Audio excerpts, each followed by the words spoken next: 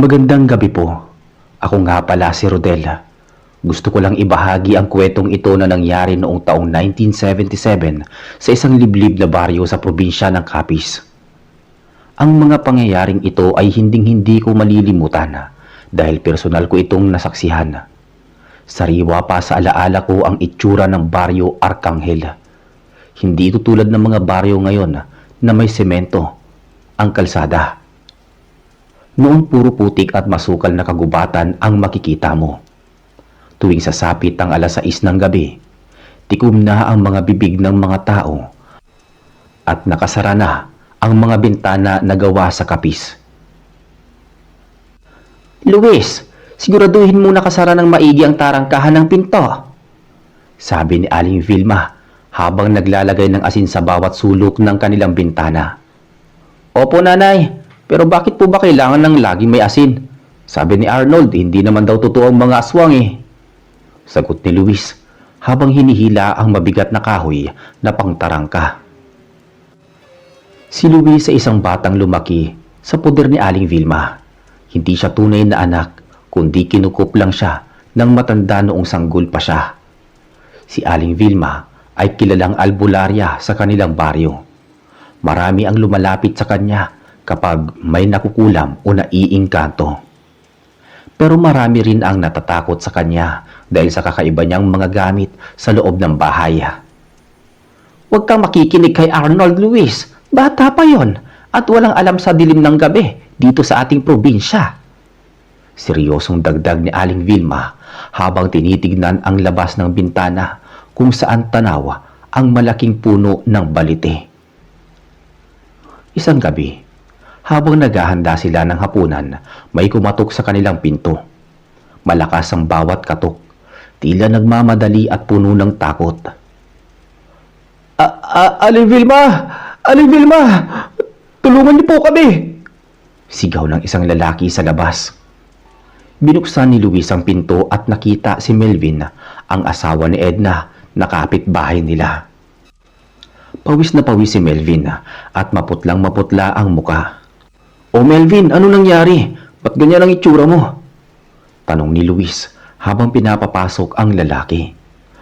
Si Edna, manganganak na yata siya pero kakaiba ang kilos niya. Kanina pa siya sumisigaw na may nakikita siyang malaking ibon sa may bubong namin tapos bigla na lang siya naninigas at nagiging kulay itim ang mga kuko." Paliwanag ni Melvin na halos maiyak na. Agad na kinuha ni Aling Vilma ang kanyang bitbit na bag na gawa sa banig. Laman nito ang mga langis, tawas at isang lumang itim na libro. "Luis, sumama ka sa akin. Dalhin mo ang sulo at boteng may lamang buntot pagi. Arnold, bantayan mo ang bahay at wag na wag mong bubuksan ang pinto kahit kanino," utos ni Aling Vilma. Naglakad sila sa gitna ng kadiliman. Ang tanging liwanag lang nila ay ang sulo na dala ni Luis. Habang naglalakad sa madilim na daan, nakaririnig sila ng kakaibang tunog mula sa taas ng mga puno. "Nanay, narinig niyo po ba yun?" mahinang tanong ni Luis habang humihigpit ang hawak na sulo. "Huwag kang hihinto, Luis. Ang tiktik na malakas ang tunog ay malayo pa. Pero kapag mahina na ang tunog, ibig sabihin ay nasa malapit lang siya," sagot ni Aling Vilma habang binibilisan ang lakad. Pagdating nila sa bahay ni Melvin, nadatnan nila si Edna na nakahiga sa papag. Ang laki ng tiyan nito para sa 7 buwang pagbubuntis. Nakakatakot ang itsura ni Edna. Ang kanyang mga mata ay nanlilisik at ang kanyang balat ay tila nagiging kulay abo. "Melvin, kumuha ka ng maligamgam na tubig at maraming luya. Luis, ilibot mo ang buntot pagi sa ilalim ng sahig ng bahay na ito," sigaw ni Aling Vilma habang sinisimulan ang pagbulong ng mga orasyon. Sumunod si Luis. Bumaba siya sa silong ng bahay na gawa sa kawayan. Habang nasa ilalim siya, nakita niya ang isang mahabang bagay na parang sinulid na kulay pula na bumababa mula sa siwang ng kawayan patungo sa tiyan ni Edna sa itaas. Alam ni Luis kung ano yun. Dila ng isang aswang. "Luis, nasaan ka na? May nakikita ka ba?" sigaw ni Aling Vilma mula sa taas. "Nanay, May dila rito sa ilalim. Sinisipsip ang bata. Sigaw ni Luis habang winawasiwas ang buntot pagi sa pulang sinulid na iyon. Narinig ang isang napakalakas na tili mula sa bubong ng bahay. Isang tunog na hindi galing sa tao kundi sa isang hayop na nasasaktan. Maya-maya pa, may narinig silang kalabog sa may bubong at mabilis na paglipad ng kung anong malaking nilalang. Umakyat si Luis sa itaas at nakita niyang hinimatay si Edna. Si Aling Vilma naman ay mabilis na pinapahiran ng langis ang tiyan ng buntis. Luis, kailangan nating hanapin kung saan nanggaling ang nilalang na yon. Hindi ito titigil hanggat hindi nakukuha ang nasa loob ng tiyan ni Edna. Sabi ni Aling Vilma habang seryosong nakatingin sa butas ng bubong. Pero nanay, gabi na at delikado sa labas. Baka tambangan tayo. Pag-aalala ni Luis. May dala tayong proteksyon, Luis. At kailangan mong matuto dahil ikaw ang magpapatuloy ng ginagawa ko balang araw. Sagot ng matanda. Lumabas silang muli. Sa pagkakataong to, hindi lang sulo ang dala nila. May hawak na ring matalas na itak si Luis na binasbasa ni Aling Vilma. Habang naglalakad sila patungo sa dulo ng baryo, napansin nila ang isang lumang kubo na malapit sa sapa. Doon nakatira ang isang matandang lalaki na bihirang lumalabas ng bahay. Luis, dahan-dahan ka. Huwag kang gagawa ng ingay. Bulong ni Aling Vilma. Nang makalapit sila sa kubo, nakita nilang nakabukas ng bahagya ang pinto. Sumilip si Luis sa siwang at nanlaki ang kanyang mga mata sa kanyang nasilayan. Nakita niya ang isang lalaki na nakatalikod pero ang ibabang bahagi ng katawan nito ay wala doon. Ang natitira lang ay mula baywang paitaas at may malapad itong pakpak na nakatiklop sa likod. Nanay, siya nga. Siya nga ang manananggal. Bulong ni Luis na nanginginig ang boses. Luis, hanapin mo ang ibabang bahagi ng katawan niya. Karaniwan tinatago niya lang yon dito sa madilim na sulok o sa ilalim ng mga bunto ng dayami. Utos ni Aling Vilma. Hinalughog ni Luis ang paligid ng kubo habang si Aling Vilma ay nagbabantay sa pinto. Sa likod ng mga sagingan, nakita ni Luis ang isang malaking banga. Nang silipin niya ito, nandoon ang ibabang bahagi ng katawan ng nilalang. Luis, kunin mo ang asin at abo.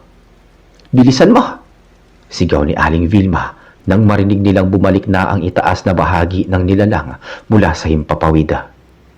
Mabilis na kinuha ni Luis ang lalagyan ng asina, ngunit bago pa niya maibuhos ito, isang malakas na hangin ang umihip at tumama sa kanya. Tumilapon si Luis sa mga puno ng saging. Napasigaw si Aling Vilma. Tinawag si Luis. Lumapag ang itaas na bahagi ng aswang sa harap ng banga. Ang mukha nito ay hindi na mukha ng tao. Puno ito ng balahibo. Ang mga mata ay nagbabaga sa galit at ang mga pangil ay mahaba. Tumingin ang nilalang kay Luis at naglabas ng nakakangilong tunog. Luis, tumayo ka! Gamitin mo ang itak! Sabi ni Aling Vilma habang binabato ng tawas ang nilalang. Pinilit tumayo ni Luis kahit masakit ang kanyang likod. Hawak ang itak, hinarap niya ang nilalang. Huwag kang lalapit sa akin! Sigaw ni Luis habang winawasiwas ang itak. Tumalon ang nilalang patungo kay Luis. Ngunit dahil sa bilis ng bata, nakailag siya at nasugatan niya ang pakpak nito. Umalingaw-ngaw ang sigaw ng aswang sa buong kagubatan. Sa kabilang banda naman, si Aling Vilma ay mabilis na nagbubuhos ng asin at abo sa ibabang bahagi ng katawan na nasa loob ng banga. Napasigaw ang nilalang. Naramdaman ng hapdi ng asin sa kanyang kalahating katawan. Tapos na ang pananakot mo sa baryong ito! Sigaw ni Aling Vilma habang patuloy sa paglalagay ng asin. Ang nilalang ay unti-unting nanghina. Hindi na ito makabitaw o makasapi sa kanyang ibabang bahagi dahil sa bisa ng asin at abo. Ang balat nito ay tila nasusunog at nagsisimulang umusok. Luis, tulungan mo ako! Itulak natin ang banga sa sapa! Utos ni Aling Vilma. Pinagtulungang itulak ni na Luis at Aling Vilma ang banga. Nang mahulog ito sa tubig, ang itaas na bahagi ng nilalang ay nagsimulang maglaho na parang abo na tinangayan ng hangin hanggang sa tuluyan na itong nawala. Hingal na hingal si Luis habang nakaupo sa tabi ng sapa. "Nanay, patay na ba siya?" "Wala na siya, Luis. Pero hindi lang siya ang ganitong nilalang dito sa mundo. Marami pa sila at lagi silang naghahanap ng pagkakataon." Sagot ni Aling Vilma habang pinupunasan ng pawis sa noo. Bumalik sila sa bayan ni Melvin. Nadatnan nilang gising na si Edna at maayos na ang pakiramdam nito. Ligtas ang sanggol sa kanyang sinapupunan. Nagpasalamat si Melvin ng luhod-luhod kina Aling Vilma at Luis. "Maraming salamat po, Aling Vilma. Salamat din, Luis. Utang namin sa inyo ang buhay ng aming mag-ina," sabi ni Melvin habang umiiyak sa tuwa. "Mag-iingat kayo simula ngayon, Melvin. Laging maglagay ng bawang at asin sa mga bintana." Pagbalik nila sa kanilang sariling bahay, sinalubong sila ni Arnold na kanina pa hindi makatulog sa kaba. "Oh, Luis, anong nangyari? Bakit may dugo ang damit mo?" tanong ni Arnold na bakas ang takot sa muka. Mahabang kwento, Arnold. Pero ang mahalaga, ligtas na ang lahat sa ngayon." Simpleng sagot ni Luis habang nilalapag ang kanyang itak. Kinaumagahan kumalat ang balita sa baryo tungkol sa pagkamatay ng matandang lalaki sa kubo. Sabi ng mga nakakita, natagpuan na lang daw itong tuyot at parang nasunog ang balat kahit wala namang apoy. Alam ni na Luis at Aling Vilma ang katotohanan, pero pinili nilang manahimik na lamang. Lumipas ang ilang buwan, naging tahimik ang baryo Arcangel. Ngunit isang hapon, habang si Luis ay kumukuha ng tubig sa balon, may nakita siyang isang batang lalaki na nakatayo sa ilalim ng puno ng nara. Ang bata ay tila hindi taga roon at ang kanyang mga mata ay masyadong itim. Luis, sino ang kausap mo dyan?" tawag ni Aling Vilma mula sa loob ng bahay. Wala po, nanay. May bata lang po rito," sagot ni Luis habang nakatingin sa bata. "Pumasok ka na dito, Luis. Papalubog na ang araw," sabi ni Aling Vilma na may himig ng babala. Nang lumingon si Luis uli sa puno, wala na ang bata. Ngunit sa putikan kung saan ito nakatayo, walang bakas ng paa ng tao kundi bakas ng malaking kuko ng ibon. Simula noon, naramdaman ni Luis na hindi pa tapos ang kanyang misyon. Marami pa siyang dapat matutunan kay Aling Vilma dahil ang kadiliman sa kanilang probinsya ay tila may sariling isip at laging nagmamasid. Isang gabi, habang nag-aaral si Luis ng mga orasyon sa ilalim ng lampara, narinig niya ang isang pamilyar na tunog sa kanilang bubong. Pero sa pagkakataong to, hindi lang isa ang naririnig niya. Parang marami sila at tila pinalilibutan ang kanilang bahay. "Nanay, naririnig niyo po ba yun?" tanong ni Luis habang dahan-dahang kinukuha ang kanyang itak. "Luis, ihanda mo ang mga langis. Mukhang may mga bisita tayo ngayong gabi," seryosong sabi ni Aling Vilma habang binubuksan ang kanyang lumang libro. Sino po ba sila, nanay?" tanong ni Luis. "Ang mga kamag-anak ng pinatay natin sa sapa. Naghahanap sila ng ganti," sagot ni Aling Vilma. Maya-maya, biglang nayanig ang buong bahay. Ang mga dingding na kawayan ay tila kinakamot ng matatalas na kuko. Si Arnold na naroon ay natutulog na. Biglang nagising at sumigaw sa takot. "Luis, may mukha sa bintana!" sigaw ni Arnold habang tinuturo ang itaas na bahagi ng kanilang bintana. Nakita ni Luis ang isang maputlang muka na may mahabang dila na pilit na pumapasok sa siwang ng kapis. Hindi nag-atubili si Luis. Kumuha siya ng isang basong tubig na may asin at sinaboy ito sa mukha ng nilalang. Isang nakangingilong tili ang bumalot sa buong bahay. "Arnold, kumuha ka ng sulo. Luis, huwag mo hahayaang makapasok sila," utos ni Aling Vilma habang nagsisimulang magsunog ng tuyong dahon ng suha sa loob ng bahay. Ang usok ng dahon ng suha ay mabilis na kumalat at narinig nila ang paglayo ng mga nilalang mula sa kanilang dingding. Ngunit alam ni Luis na pansamantala lamang ito. Luis, kailangan nating lumabas. Hindi tayo pwede manatili dito sa loob dahil susunugin nila ang bahay natin.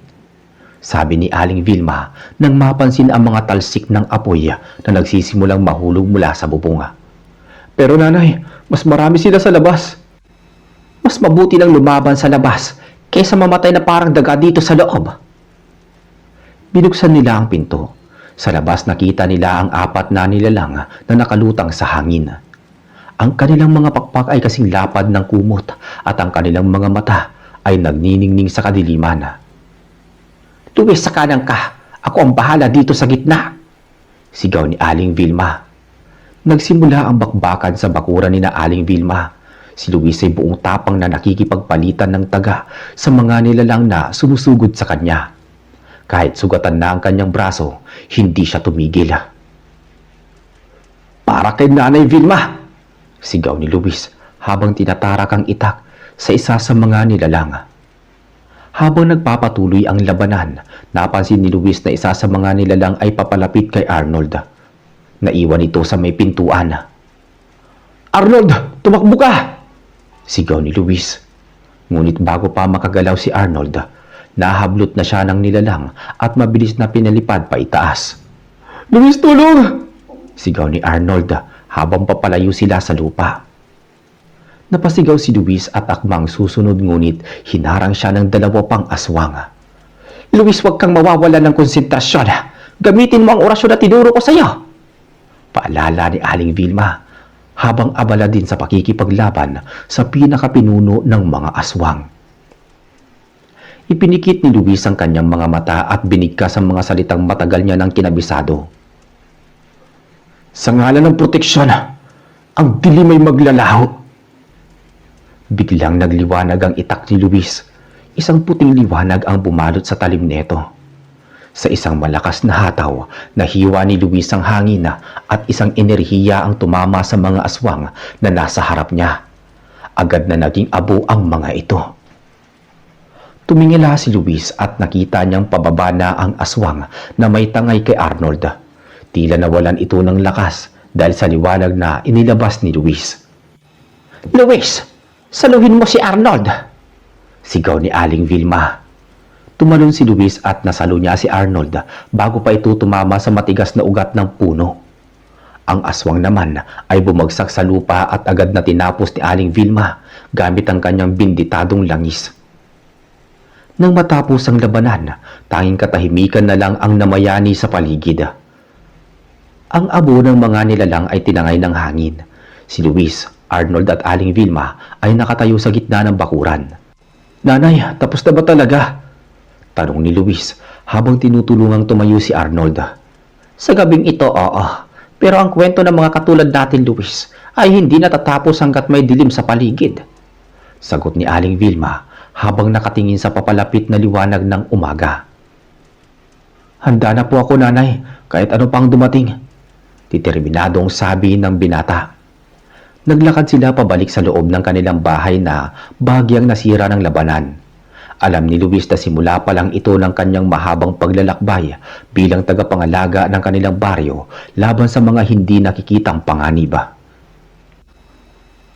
Pagkalipas ng ilang araw, matapos ang madugong gabing yon, tila bumalik sa normal ang buhay sa baryo Arcangel. Pero para kay Luis, alam niyang nagbago na ang lahat. Ang bawat kaluskos ng dahon at bawat huni ng kuliglig ay binigyan niya na ng kahulugan. Isang hapon, habang nag-iigib ng tubig si Luis sa balon malapit sa gubat, lumapit sa kanya si Melvin. Bakas pa rin sa mukha ni Melvin ang takot. Pero may dala siyang balita. Luis, si Edna, hindi siya makatulog ng maayos. Sabi niya may naririnig daw siyang boses ng bata na tumatawag sa kanya mula sa silong. Bulong ni Melvin habang palingon-lingon sa paligid. Boses ng bata? Pero Melvin, wala namang ibang bata sa paligid niyo kundi ang nasa sinapupunan pa lang niya, di ba? Tanong ni Luis habang ibinababa ang timba. Iyon nga rin ang pinagtataka ko, Luis. At kaninang umaga nakakita ako ng maliliit na bakas ng paa sa paligid ng bahay. Pero ang nakakapagtaka, ang mga bakas pabaliktad.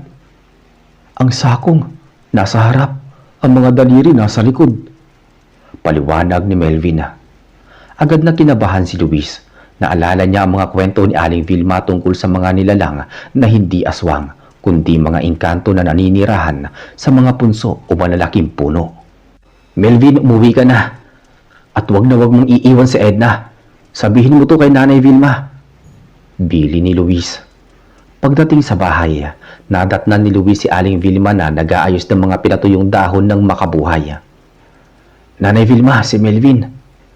Nagpunta po rito. Mukhang maibang umubulabog sa kanila. Pabaliktad daw ang bakas ng paa Ulat ni Luis. Itinigil ni Aling Vilma ang kanyang ginagawa at tumingin ng seryoso kay Luis. Iyan ay gawain ng isang daligmata o kaya ng isang malignong nagpapalit anyo. Luis, kailangan mo maghanda. Ang mga yan ay hindi nadadaan sa itak o asin lamang. Mas matalino sila kaysa sa mga aswang. Ano pong dapat natin gawin? Tanong ni Luis. Kailangan nating alamin kung ano ang kinuha o nagawa ni na Melvin para magalit ang mga tagalupa. Hindi sila lalapit ng walang dahilan. Sagot ni Aling Vilma. Kinagabihan nagtungo sina Luis at Aling Vilma sa bahay ni na Melvin. Habang naglalakad, napansin ni Luis na masyadong tahimik ang kagubatan. Wala man lang marinig na huni ng ibon o kuliglig. Tanging ang tunog lang ng kanilang mga hakbang ang umiingay. Pagdating sa bahay, nadatnan nila si Edna na nakatulala sa sulok. Ang kanyang mga mata ay tila walang buhay. Edna! Edna! Naririnig mo ba ako? Tawag ni Aling Vilma habang hinahawakan ang noo ng babae. Biglang lumingon si Edna kay Luis. Luis, ang ganda ng kalaro ko. Sabi niya sasama daw siya sa akin kapag lumabas na ang sanggol. Sabi ni Edna sa boses na tila hindi sa kanya. Masyadong matinis at bata ang tono. Melvin, anong ginawa ninyo bago ito nagsimula? Tanong ni Luis. Nag-isip si Melvin. Nung isang araw, nagputol ako ng isang sanga ng matandang puno ng nara sa likod ng bahay para gawing panggatong. Pero nagpasintabi naman ako, Luis. Baka hindi sapat ang pasintabi mo, Melvin. O baka may natamaan kang hindi mo nakikita. Sabi ni Aling Vilma. Biglang yumanig ang sahig ng bahay. Isang malakas na tawa ng bata ang narinig mula sa ilalim ng kawayan. Luis, ang sulo! Sigaw ni Aling Vilma. Kinuha ni Luis ang sulo at tinapat sa mga siwang ng sahig. Doon nakita niya ang isang maliit na nilalang. Maitim ang balat nito, malaki ang tiyan, at ang mga mata ay kasing laki ng piso na kulay dilaw. Nakatingala ito kay Luis habang nakangisi at kitang-kita ang matatalas nitong ngipin. Iyan ang naniningil, Luis, ang tagapunso. Bulong ni Aling Vilma. Ibalik ninyo ang kinuha ninyo! Wika ng nilalang. Ang boses nito ay parang kumakalos sa bato. Melvin, nasaan ang mga kahoy na pinutol mo? Tanong ni Luis. Nasa likod, Luis. Nakasalansan pa. Sagot ni Melvin na nanginginig na. Kunin mo yan. Lahat at ibalik mo sa paanan ng puno. Bilisan mo. Utos ni Luis. Habang tumatakbo si Melvin palabas, ang nilalang sa silong ay nagsimulang kumamot sa sahig. Ang bawat kamot neto ay tila nagpapasakit sa tiyan ni Edna. Luis, pigilan mo siya. Kapag hindi tumigil yan, mawawala ang bata sa sinapupunan ni Edna. Sigaw ni Aling Vilma habang nagbubuhos ng binditadong langis sa may sahig. Tumalon si Luis pababa ng bahay. Hinarap niya ang maliit na nilalang sa silong. Umalis ka rito! Ibabalik na ang kinuha sa inyo. Tumalon ang nilalang patungo kay Luis. Kahit maliit, napakabilis nito. Nakalmot nito ang binti ni Luis bago pa siya nakailag. Ang kalmot ay agad na nangitim at nakaramdam si Luis ng matinding hapdi na tila binuhusan ng asido. Luis, gamitin mo ang luya at asin! Sigaw ni Aling Vilma. Dinukot ni Luis ang luya sa kanyang bulsa. Mabilis itong kinagat at dinura sa direksyon ng nilalang. Pagdapo ng dura sa balat ng maligno, umusok ito at sumigaw ang nilalang sa sobrang sakit. Aray! Masakit! Hindi kayo marunong rumespeto! Sagot ng maligno. Kayong mga tagalupa ang hindi marunong magpatawad. Nagkamali lang ang tao. Ganti ni Luis habang winawasiwas ang kanyang sulo. Sa labas, narinig ni Luis ang sigaw ni Melvin. Naibalik ko na! Naibalik ko na ang lahat ng kahoy na kinuha ko! Sigaw ni Melvin. Kasabay nito, biglang tumigil ang nilalang sa silong. Tumingin ito ng masama kay Luis. Sa susunod, hindi lang kahoy ang kukunin ko. Tandaan mo yan, batang kinubkop! Biglang naglaho ang nilalang na parang usok sa hangin. Hingal na hingal si Luis habang pilit na tumatayo. Umakyat siya sa taas at nakita niyang bumalik ang malay ni Edna. Ang kulay ng kanyang balat ay bumalik sa dati at himala ring nawala ang paninigas ng kanyang tiyan. Luis, ayos ka lang ba? Tanong ni Aling Vilma. Masakit po nanay pero kaya po naman. Sagot ni Luis.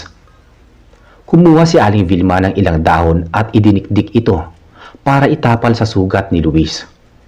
Mapanganib ang ginawa mo, Luis. Ang mga taga-punso ay hindi nakakalimot. Binanggit niya ang pagiging kinupkup mo. Alam nila kung sino ka talaga. Ano pong ibig niyo sabihin, nanay? Sino po ba talaga ako? Tanong ni Luis na matagal nang nagtataka sa kanyang tunay na pinagmulan. Tumingin si Aling Vilma sa labas, sa dilim ng gabi kung saan tila may mga matang nagmamasid pa rin. Hindi pa ito ang tamang panahon para malaman mo ang lahat, Luis. Sa ngayon, mahalaga nakatulong tayo. Bumalik sila sa bahay ng madaling araw na. Habang naglalakad, hindi maalis sa isip ni Luis ang sinabi ng maligno. Pagdating sa bahay, sinalubong sila ni Arnold na noon ay iniinit ang kape. Luis, may naghahanap sa iyo kanina habang wala kayo. Isang lalaki nakasuot ng barong na Tagalog, pero kupas na ang kulay. Hindi ko makita ang mukha niya dahil nakayuko siya. Ano? Saan siya nagpunta? Sabi niya maghihintay daw siya sa dulo ng tulay sa may sapa sa susunod na kabilugan ng buwan. Tumingin si Luis kay Aling Vilma, pero ang matanda ay tumalikod lang at pumasok sa kanyang silid. Alam ni Luis na may malaking lihim na unti-unting nabubunyag at ang susunod na kabilugan ng buwan ang magiging susi. Lumipas ang ilang mga araw at si Luis ay naging masigasig sa pagsasanay. Hindi na lang itak at orasyon ang kanyang inaaral.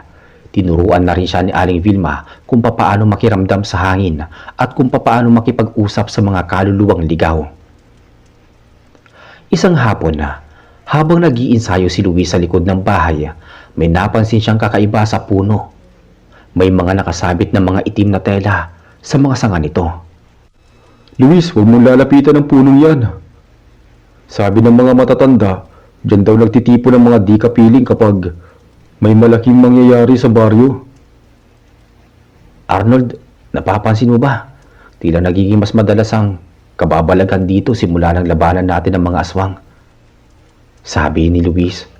Siguro dahil alam nilang may lumalaban sa kanila at ikaw yun, Luis. Sagot ni Arnold. Dumating ang gabi ng kabilugan ng buwan. Hindi mapakali si Luis. Gusto niyang pumunta sa tulay para makita ang lalaking tinutukoy ni Arnold. Pero ayaw niyang suwayin ang bili ni Aling Vilma na huwag lalabas ng bahay kapag bilog ang buwan. Ngunit nang makita niyang mahimbing nang natutulog si Aling Vilma at si Arnold, dahan-dahang kinuha ni Luis ang kanyang itak at lumabas ng pinto. Ang paligid ay maliwanag dahil sa sikat ng buwan, pero ang bawat anino ay tila gumagalaw. Naglakad si Luis patungo sa sapa. Habang papalapit sa tulay, naramdaman niya ang isang malamig na hangin na tumatama sa kanyang batok. Sa dulo ng tulay, nakita niya ang lalaking sinasabi ni Arnold. Nakasuot nga ito ng lumang barong at nakayuko. Sino ka? Bakit mo ko hinahanap? Matapang na tanong ni Luis. Dahan-dahang iniangat ng lalaki ang kanyang ulo. Nanlumo si Luis sa kanyang nakita.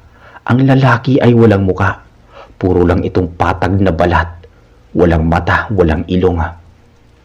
Ngunit narinig ni Luis ang isang boses sa loob ng kanyang isip. Luis anak, bumalik ka na sa amin. Anong anak? Ang mga magulang ko ay matagal nang napatay. Sabi ni Luis habang itinataas ang kanyang itak.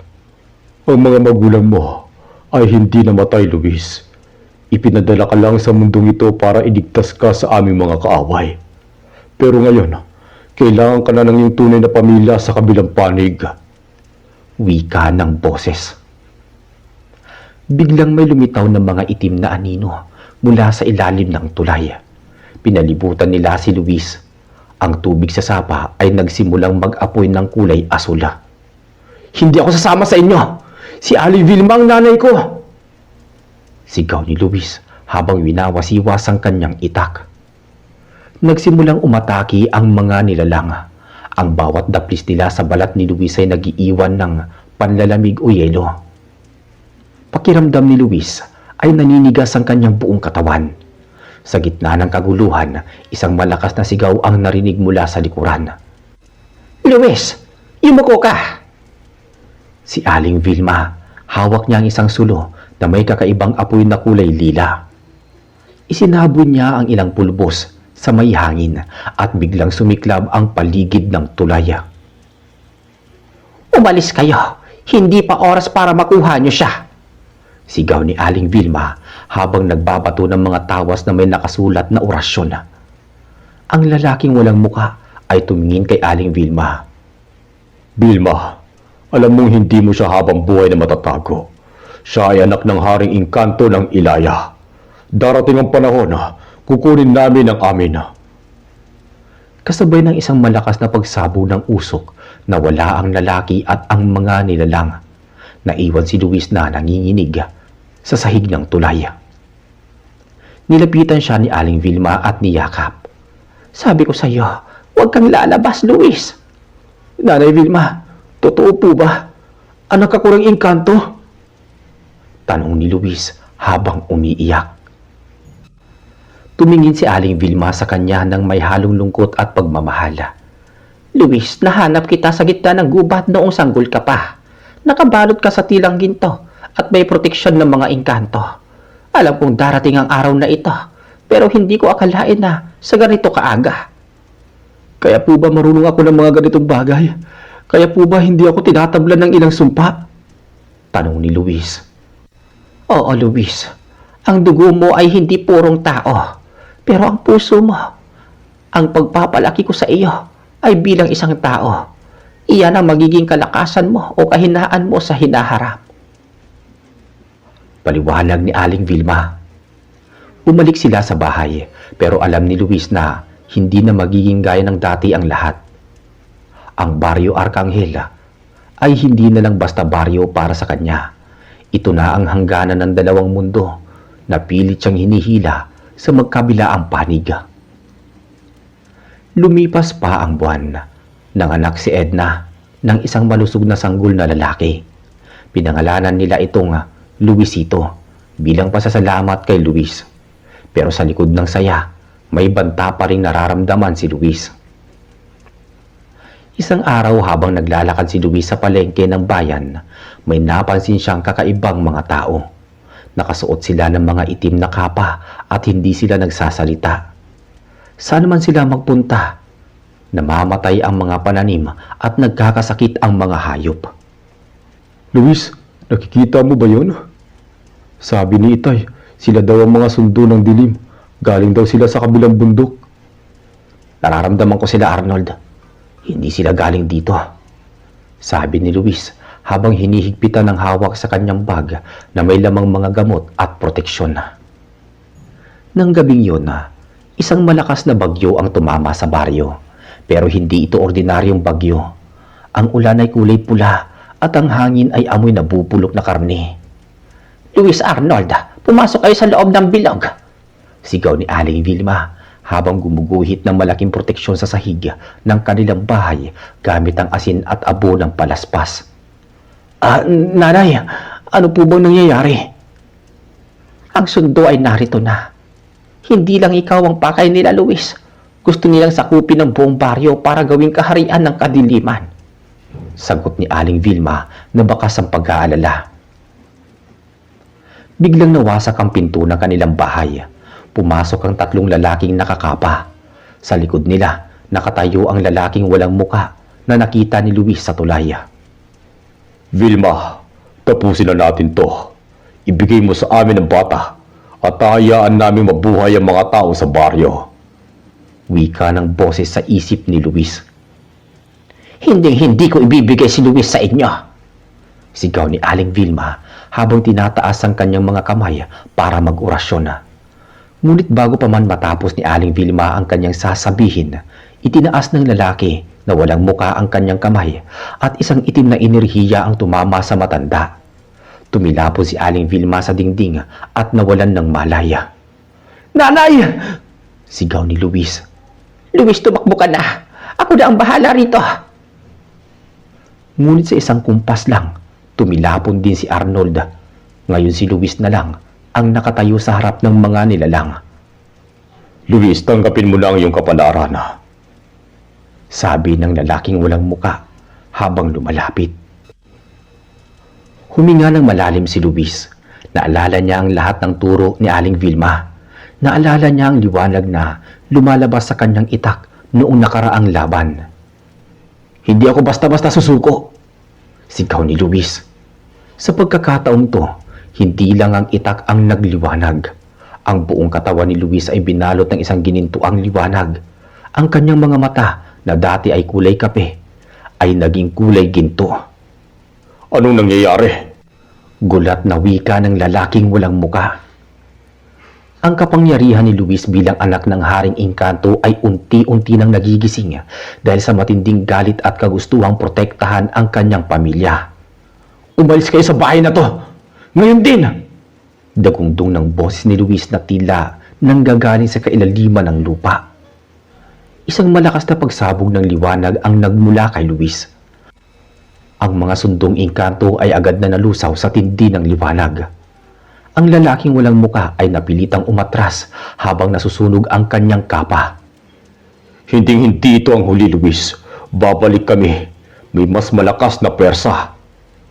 Sigaw ng nilalang bago tuluyang naglaho sa kadiliman ng bagyo. Nang mawala ang mga nilalang, unti-unting nawala ang liwanag sa katawan ni Luis. Bagsak siya sa sahig, hapong-hapo. Agad niyang nilapitan si Aling Vilma. Nanay, ayos lang po ba kayo?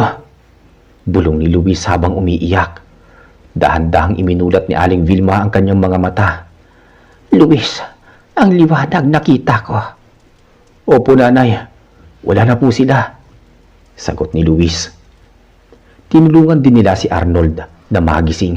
Bagamat may mga pasa, ligtas silang lahat. Pero alam ni Luis na ang gabing yon ang huling gabi ng kanilang katahimikan. Kinabukasan, maraming tao sa baryo ang nagtatanong-tanong tungkol sa kakaibang liwanag na nakita nila sa bahay ni Aling Vilma. Hindi na itinago ni Luis ang katotohanan. Mga kababayan, may mga panganib na dumarating sa ating baryo na hindi natin nakikita. Pero hanggat nandito ako at si Aling Vilma, hindi namin nahayaan na saktan nila kayo. Sabi ni Luis. Mula noon, hindi lang si Aling Vilma ang pinupuntahan ng mga tao. Si Luis ay naging simbolo na rin ng proteksyon sa baryo.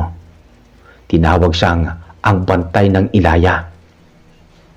Ngunit sa kabila ng lahat ng ito, alam ni Luis na may malaking digmaan pang paparating. Ang kanyang tunay na ama, ang Haring Engkanto, ay hindi titigil lang at hindi siya nababawi. At si Luis, handa na siyang harapin ng kahit anong kababalaghan, tao man o hindi.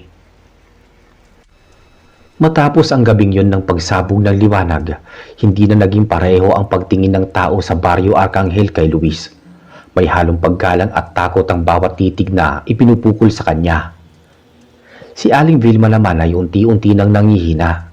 Ang matanda ay tila nauubusan na ng lakas dahil sa huling sagupaan nila sa mga sundo ng kadiliman.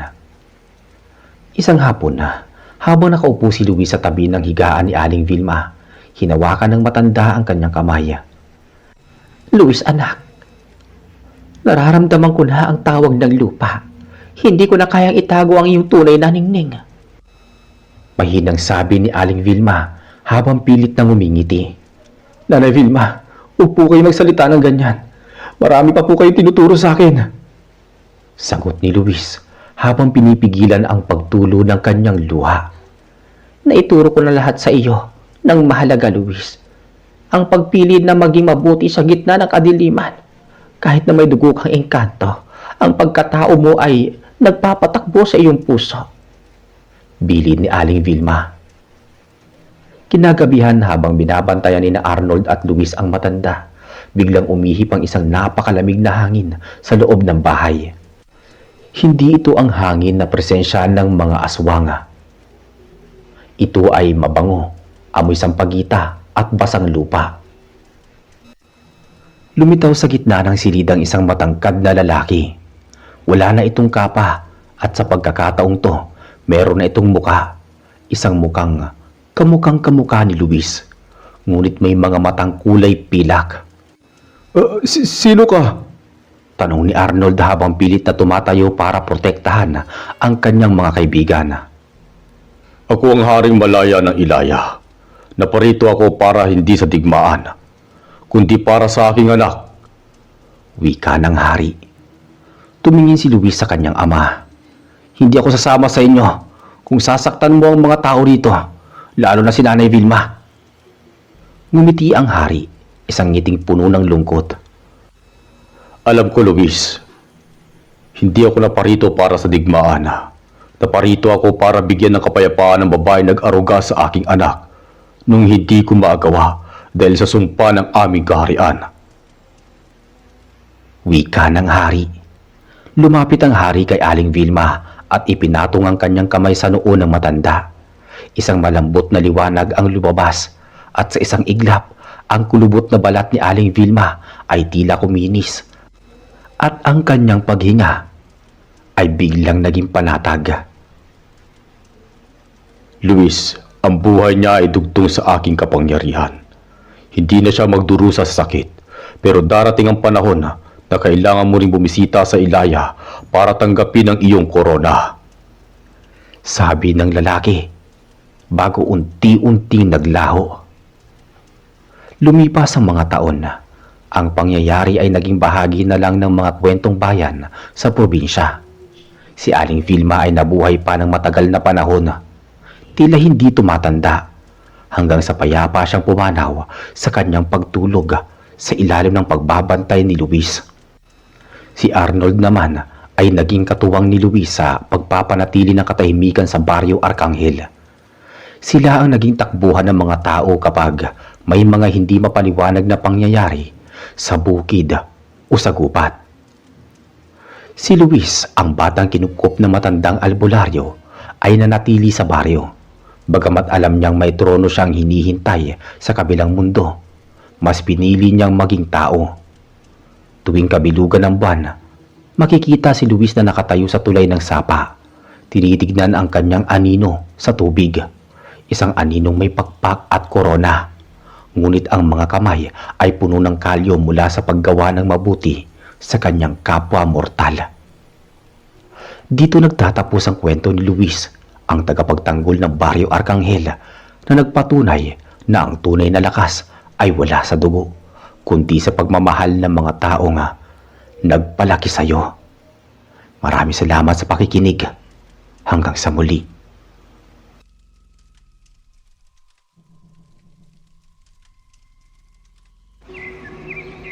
Tahimik ang paligid habang naglalakad ang binata sa makitid na daan patungo sa liblib na baryo. Mag-aalas 3 pa lang ng hapon pero tila palubog na ang araw. Sa kanyang likuran ay mga punong matataas at malalayo ang pagitan. Habang sa unahan ay daang tila walang katapusan. Bit-bit lang niya ang isang lumang backpack. May laman itong ilang pirasong tinapay, tubig at isang papel na may nakasulat na direksyon. Ayon sa nabasa niya, doon sa dulo ng baryo matatagpuan ang matandang si Mang Isko. Isang taong kilala sa lugar ngunit matagal nang hindi nakikita ng karamihan.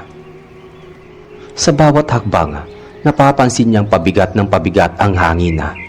Hindi dahil sa pagod, kundi parang may bumabalot na bigat sa paligid. Ang mga dahon ay tila walang sigla. Kahit may hangin, hindi ito gumagalaw. Minsan ay parang may mga matang nakamasid mula sa kakahuyan, pero paglingon niya, wala naman. Nagsimulang maging madilim ang langit kahit wala pang ulan. Nag-iba din ang tunog ng paligid. Ang mga huni ng ibon ay nawala at napalitan ng mahinang ugong na hindi niya mapaliwanag. Hindi ito normal, parang may malalim na ingay na sumisiksik sa tenga. Mahina pero nakakapagtayo ng balahibo. Habang lumalalim ang lakad, napansin niyang tila paikot-ikot ang daan. Umabalik siya sa parehong lugar kahit diretso lang siya. 1, 2 beses niyang nakita ang isang punong kahoy na may malaking hiwa sa katawan. Pamilyar. Imposibleng magkamali siya ng daan, pero parang niluloko siya ng paligid. Ang mga puno sa gilid ay unti-unting nagbabago ng itsura. Dati mayayabong, ngayon tuyot at parang sunog ang ilang sanga. Ang lupa ay nagiging maputik at may bahagi pa ito may bahid ng kulay pula. Hindi niya alam kung putik ba iyon o dugo na. Ngunit ayaw niyang isipin pa. Nagpatuloy lang siya sa paglalakad. Sa di kalayuan, napansin niya ang isang anyo. Isang lalaki na nakatayo sa gilid ng daan. Hindi gumagalaw, hindi lumalapit. Ngunit naroon lang ito, tila hinihintay siya. Hindi niya pinansin pero ramdam niyang sinusundan siya nito sa di kalayuan. Hindi siya tumigil, hindi rin siya tumakbo. Pero sa puso niya, nagsimula nang tumibok ang kaba. Hindi ito simpleng lakad, hindi ito ordinaryong biyahe. At sa bawat hakbang, pakiramdam niya ay palapit siya sa isang bagay na hindi niya maaaring balikan. Sa paglalakad ng binata, napansin niya mas nagiging kakaiba ang kapaligiran. Ang mga puno ay mas naging baluktot. Ang mga sangay parang may kamay na gustong humawak. May bahagi ng daan na naglalagaslas na dahon kahit walang hangin. At ang ilang dahon ay may kulay kalawang na parang pinatuyo ng dugo. Sa gilid ng daan, may mga aninong mabilis na dumadaan. Minsan ay sa kanan, minsan ay sa kaliwa. Hindi ito lubos na nakikita, pero nararamdaman niya ang presensya. Tila ba hindi siya nag-iisa. Ramdam niyang may sumusunod, nanunood at naghihintay. Nang huminto siya saglit para uminom ng tubig, napansin niya ang boteng parang lumalamig ng sobra. Hindi malamig na normal, kundi malamig na parang may yelo sa loob. Kahit hindi naman ito nilagay sa ref. Pagbalik ng tingin niya sa paligid, mas naging tahimik ang paligid. Walang kahit anong tunog, kahit sariling yabag ay tila nawawala sa pandinig. Napansin niyang may nagbago sa daan. Ang lupa na dati buhangin ay naging parang itim na abo. Kapag tinatapakan niya, may mahinang tunog ng pagdurog, tulad ng pag-apak sa tuyong buto. May amoy na rin sa hangin, hindi mabaho pero masangsang, parang sunog na balat. Maya-maya pa, muling sumulpot sa di kalayuan ang lalaking nakita niya kanina. Nakatayo lang ulit sa gilid ng daan.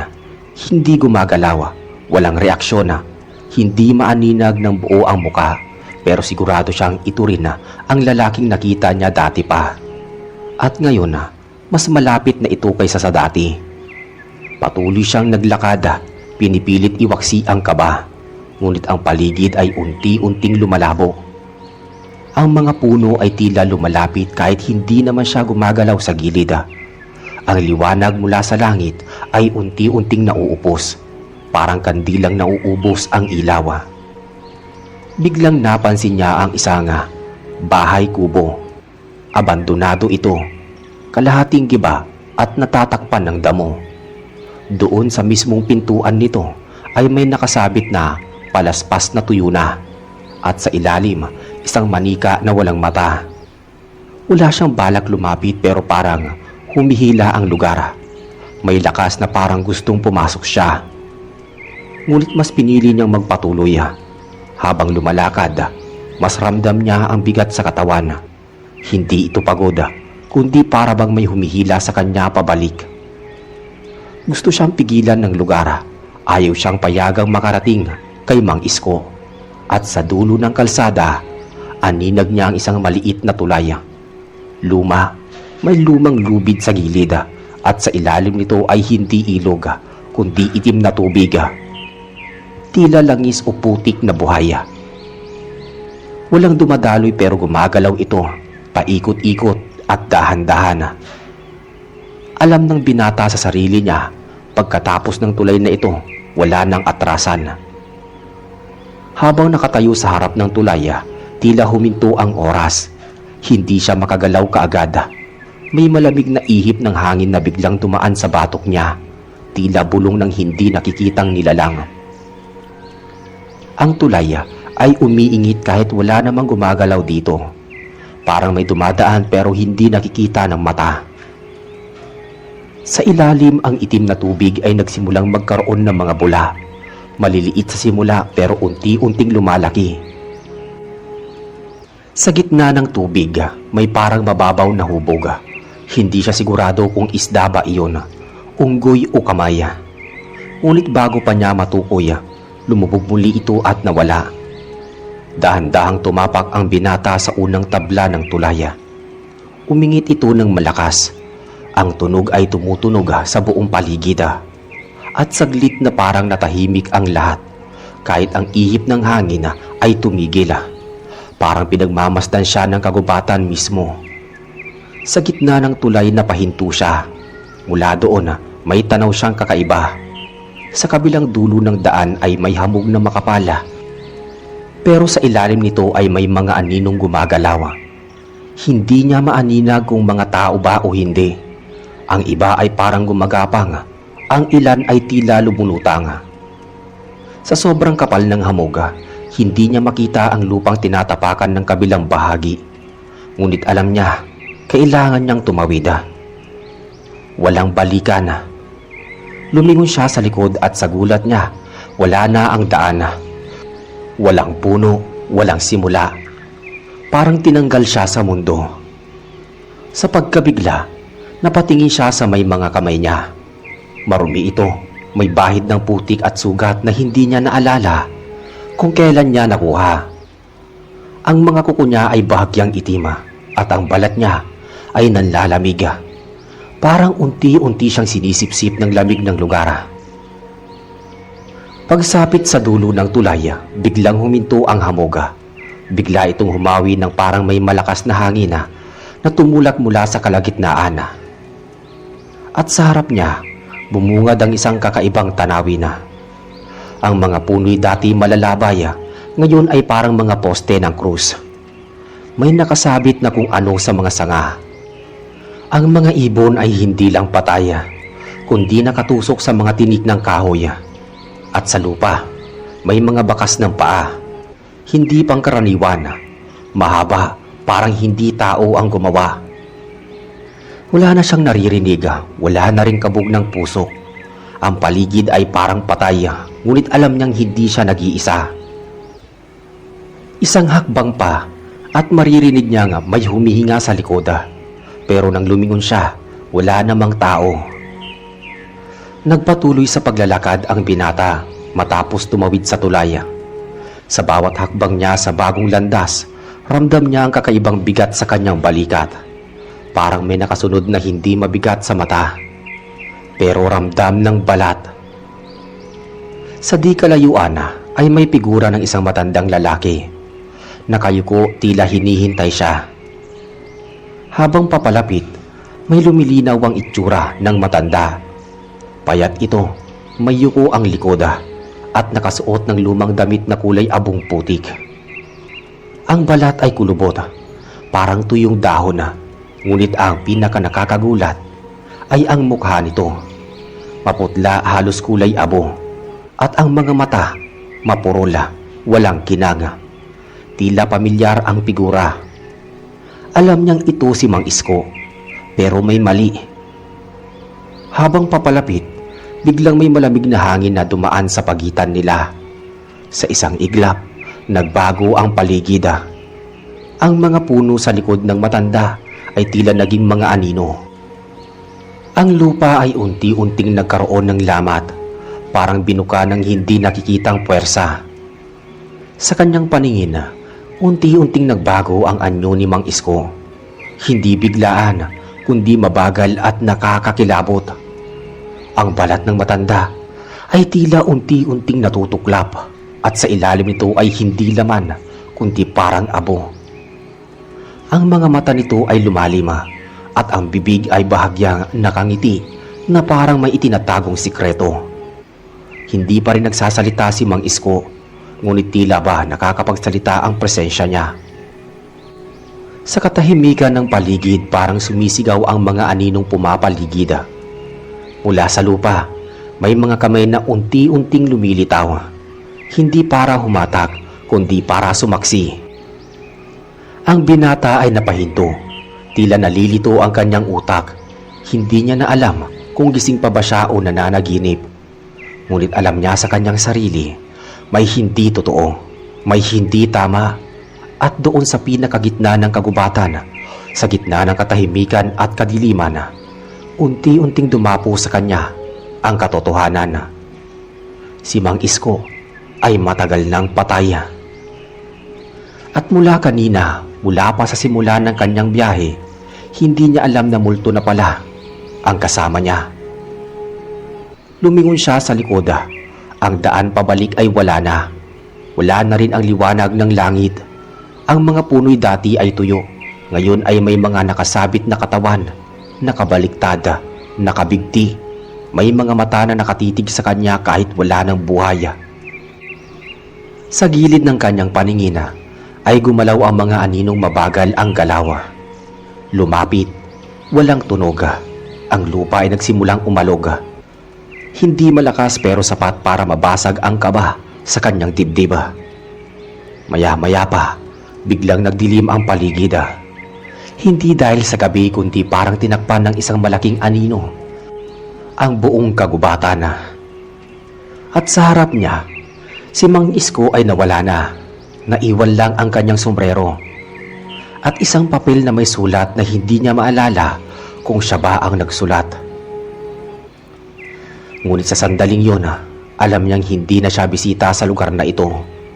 Isa na rin siya sa kanila. Nilingon niya muli ang lugar kung saan nakita ang matanda. Wala na ito. Naiwan lamang ang sombrerong yari sa anahaw at ang papel na parang sinadyang iwan para sa kanya. Maalikabok ang papel at bahagyang basa ng dugo ang sulok.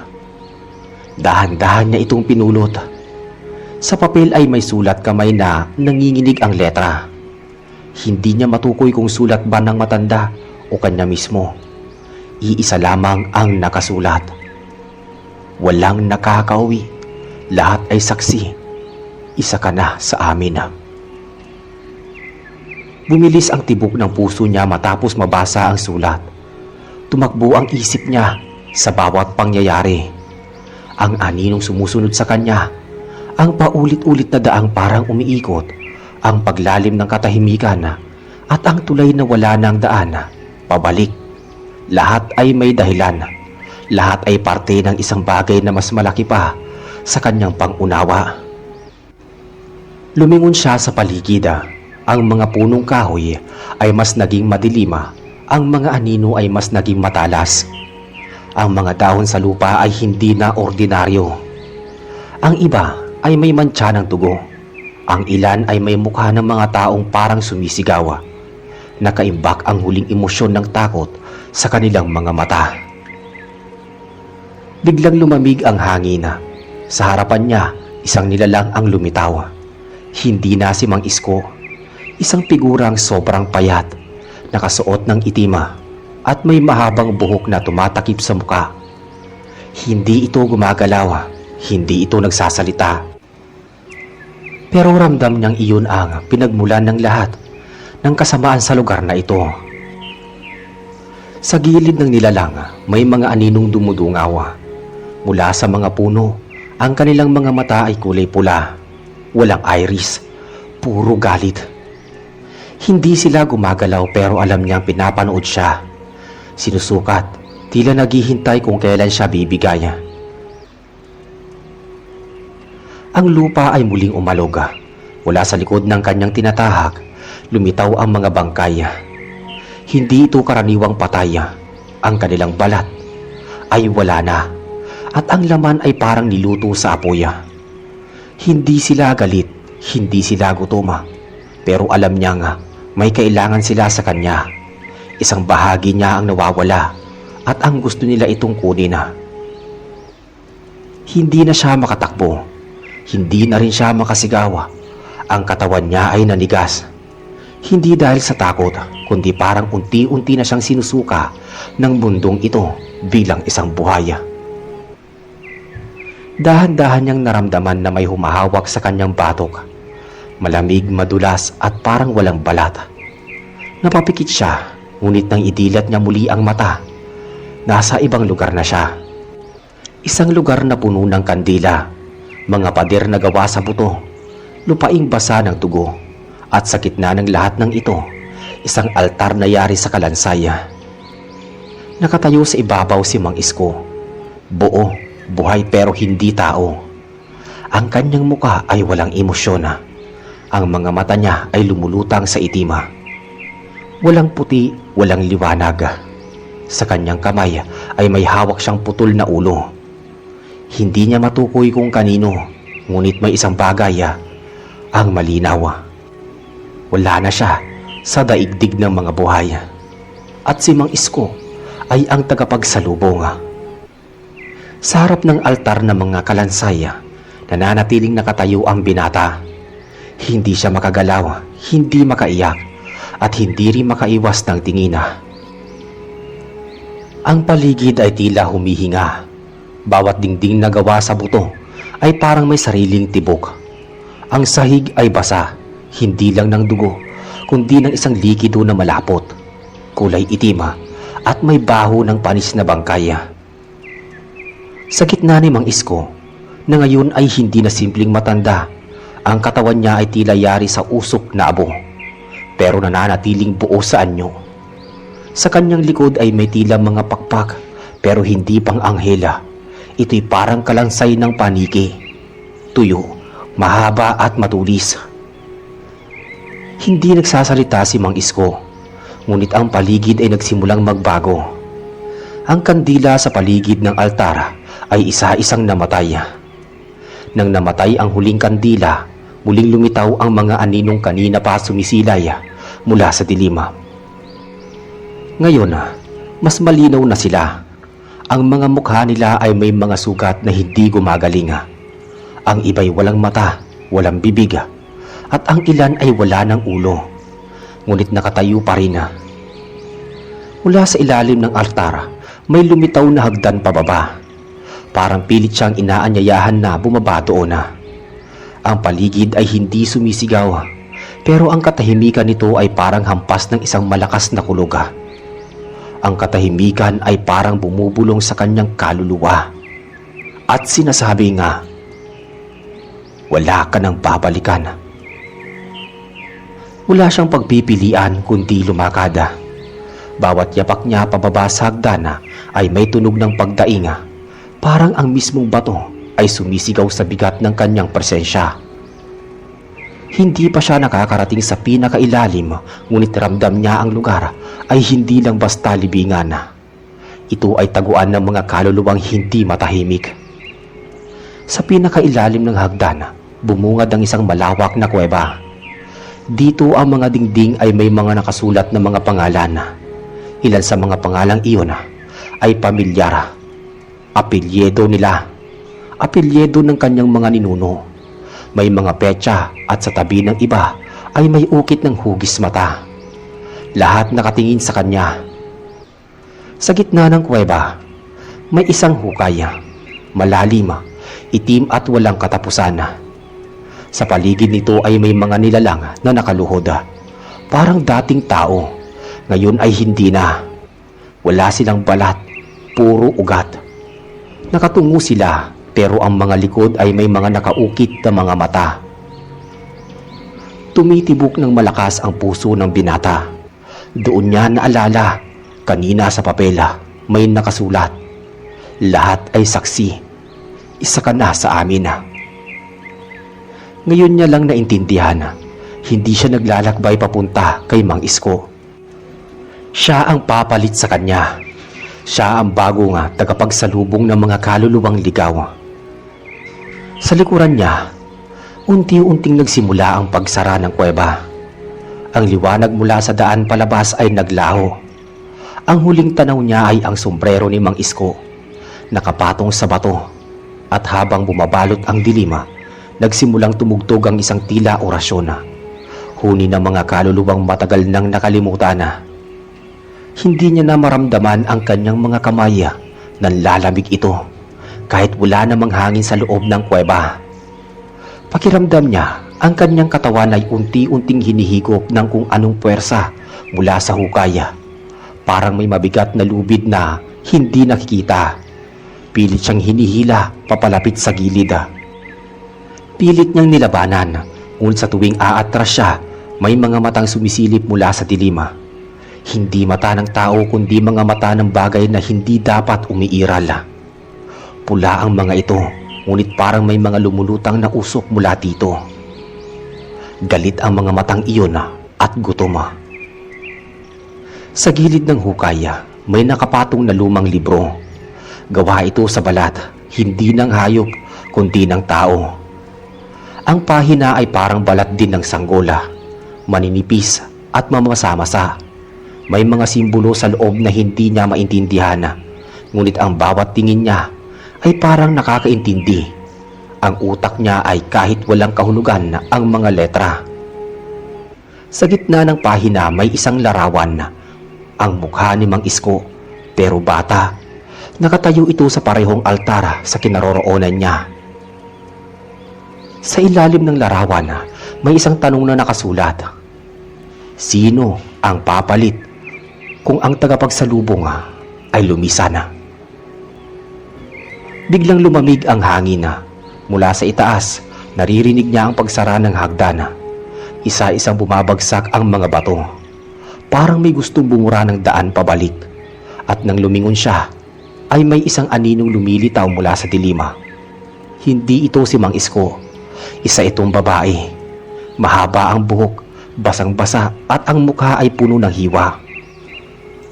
Sa bawat hakbang nito ay may tunog ng putik at tunog ng basag na buto. Dala-dala nito ang isang maliit na kahon na yari sa kahoy at inilapag ito sa harap ng binata. Saka unti-unting lumubog sa lupa. Hindi niya alam kung bakit pero bigla niyang binuksan ang kahon. Sa loob nito ay may salamina. At nang sumilip siya, hindi na siya ang nasa loob ng refleksyon. Ang mukha niya ay kasing sama ng kay Mang Isko. Maitim ang mata, walang laman ang loob, at ang balat niya ay unti-unting nangungulubot. Ang damit niya ay maruming puti, parang sinusuot sa bangkay. Sa kanyang isipan, may pumasok na boses. Hindi ito tunog ng tao. Parang ungol ngunit malinaw ang mensahe. Nagsimula na ang pagbabago. Hindi ka na makakaalis. Yun ang mensahe. Habang unti-unting nilalamon ng dilim ang kanyang paligid, may mga aninong nagsimulang lumapit. Sa bawat anino, may isang pangalan na sumisilip sa kanyang isip. Puro pamilyar, puro dating kasamahan. Puro dating bumibisita kay Mang Isko. Ngayon isa na siya sa kanila at ang landas ng mga patay ay hindi na daan na nilalakaran niya. Ito na ang kanyang bagong tirahan. Lumipas ang panahon, hindi na kayang sukatin ng kalendaryo. Wala na ring saysay ang oras sa ilalim ng lupa. Sa mundo ng mga buhay, araw at gabi ang umiikot. Pero sa lugar kung nasaan siya ngayon, ang dilim ay walang hinto at ang katahimikan ay parang palaging naghihintay ng sigaw. Hindi na maalala ng binata ang pangalan niya. Ang katawan niya ay naroon pa rin. Pero hindi na siya iyon. Sa bawat araw na lumilipas, isa na siyang anino na lumalakad sa paligid ng altar. Tahimik na nagbabantay, kasama ng iba pang tulad niya. Mga dating buhay na ngayon ay naging bahagi ng lugar. Wala silang muka pero may tungkulin. Isa lang ang kanilang inaantay, ang susunod na dumating. At dumating nga ito. Isang lalaki, mas bata pa sa kanya, nang siya ay buhay pa. Bitbit ang isang maliit na bag, may tubig, tinapay at mapa. Galing siya sa kabilang bayan. Naghahanap daw ng matandang manggagamot na si Mang Isko. Wala siyang kaalam-alam kung anong klaseng lugar ang pinasok niya. Tahimik siyang pumasok sa gubat, ang parehong gubat kung saan unang naligaw ang binata. Parehong ruta, parehong mga palatandaan, parehong ingay sa paligid. Ang mga puno ay muling nagbago ng anyo. Ang dahon ay muling nagkulay dugo.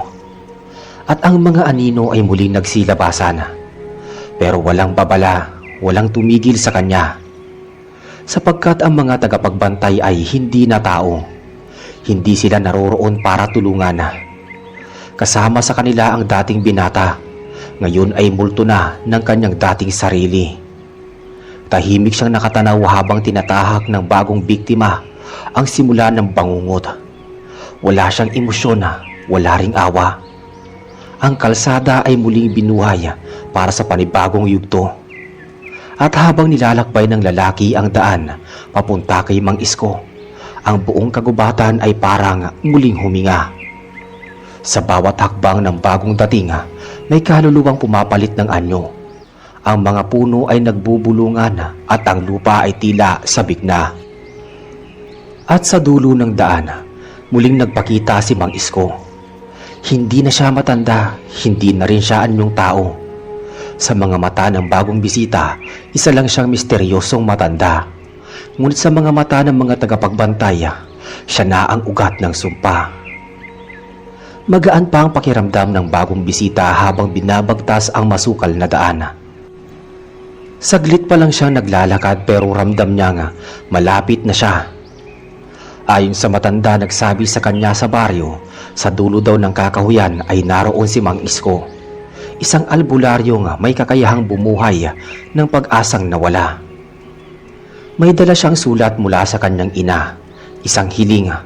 Matagal nang may sakit ang kanyang ama, hindi makalakad, hindi makapagsalita. Wala nang doktor na makatulong. Si Mang Isko na lang daw ang pag-asa. Tangan ang papel at litrato ng ama, tuloy-tuloy ang lakad ng lalaki. Hindi niya napapansin ang pagbabago sa paligid. Kanina maliwanag ang langit, ngayon animoy lumubog ang araw kahit umaga pa lang. Ang mga puno ay nagkakapalan. Ang hangin ay bumigat. Ang lupa unti-unting lumalambot sa ilalim ng kanyang mga paa. Wala siyang kamalay-malay na pinapanood na siya. Sa bawat hakbang, sumusunod ang mga aninong walang anyo. Isa roon ang binatang minsang naging katulad niya. Ngayon ay tagapagsilbi sa kadiliman. Sa dulo ng landas may isang maliit na bahay kubo. Luma, marupok pero nananatiling buo sa gitna ng gubat. Sa labas ay may duyan na gumagalaw kahit walang hangin. Sa tabi nito isang lalaking nakasuot ng barong Tagalog na kupas. Nakaupo sa bangkito. Ito na si Mang Isko. Walang usapan, walang palitan ng salita. Ngunit sapat na ang titig ni Mang Isko para sumunod sa loob ang bagong bisita. Sa loob ng kubo may mga boteng may lamang likido. Pula, berde, itim. May mga tuyong halaman na nakasabit sa kisame. Sa gitna ng sahiga, may bilog na iginuhit gamit ang abo. May mga simbolo sa loob nito. Hindi niya maintindihan pero parang gumagalaw ang mga guhit kahit wala namang hangin na. Pinatayo siya ni Mang Isko sa loob ng bilog. Ang pakiramdam niya ay parang biglang bumagal ang oras. Ang ingay ng kuliglig sa labas ay unti-unting nawala. Ang paligid ay tila nilamon ng isang walang hanggang katahimikan. Nang tumingin siya kay Mang Isko, ibang mukha ang nakita niya. Wala na ang matanda. Ang nakatayo sa harapan niya ay isang nilalang na mahirap ilarawan. Tila usok, tila bangkay, tila halimaw. Sa sandaling iyon gusto niyang tumakbo pero hindi na siya makagalaw. Nagsimulang umikot ang paligid. Ang mga boteng nakasabit ay nagtilamsikan ng dugo. Ang mga halaman ay nabubulok sa harapan ng kanyang mata. Mula sa kisame, bumagsak ang mga piraso ng laman, parang bahagi ng katawan ng mga nauna. Isang bulong ang pumasok sa kanyang isip. Ikaw ang napili. Isa ka na sa amin. Sinubukan niyang sumigaw. Walang lumalabas. Sinubukan niyang umiyak. Wala nang luha. At sa kanyang huling tanaw, nakita niya ang refleksyon niya sa isang nabasag na bote. Wala na siyang mata. Puno ng itim ang kanyang bibig. Ang balat niya ay kasing puti ng abo. Hindi na siya ang sarili niya. At sa labas ng kubo, ang gubat ay muling tumahimik. Wala nang daang palabas. Ang duyan ay muling gumalaw. Lumipas ang ilang linggo. Sa mga baryo malapit sa gubat, may kumakalat na balita. Wala na raw makakita sa binatang umalis para hanapin si Mang Isko. Hindi na rin bumalik ang messenger na sinabing muling nakita nga may hawak ng sulat mula sa kanyang ina. May mga nagtangkang sumunod na parehong daan, pero lahat sila'y nawawala bago pa makalampas sa unang liko ng kagubatan. Sa tuwing susubukan ng mga taga-baryo na pasukin ito, may naririnig silang tila pag-iyak. Minsan tinig ng pamilyar na boses, minsan tunog ng duyan na marahang umiindayog sa kalagitnaan ng kawalan. Sa likod ng dilim, sa puso ng gubat, naroon pa rin ang kubo. Buhay pa ito ngunit hindi katulad ng dati. Ang pinto ay palagi nakabukas. Sa loob walang laman kundi kadiliman. Sa tuwing may dadaan, tila humihinga ang paligid. Parang nag-aanyaya. At sa duyan nakaupo ang isang bagong anyo. Hindi si Mang Isko. Hindi na rin ang binatang unang naligaw. Isa na namang nilalang, bagong katawan, bagong multo, bagong tagapagbantay ng daan. Sa ilalim ng kubo sa mismong lupa, may isang bagay na patuloy na gumagalaw. Isang kaluluwang hindi matahimik. Hindi siya makaalis, hindi rin siya makaiyak. Dahil sa lugar na ito, ang kaluluwa mo'y kinakain ng lupa. Habang ang katawan mo'y nagiging paanyaya sa susunod na biktima. Ang gubat ay walang simula, walang wakas. Ang sumpa ni Mang Isko ay hindi sumpang pwedeng putulin. Ito'y isang biyahe na walang balikan. At habang may naniniwala na may milagro sa kanyang pangalan, mananatili ang daan na nakabukas. Mananatili ang duyan na gumagalaw. Mananatili ang mga matang nanunuot mula sa dilima. Dahil sa dulo ng lahat ng ito, wala nang Mang Isko. Ikaw na ang papalit.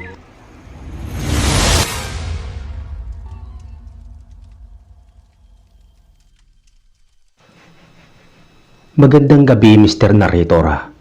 Ako nga pala si Samuel.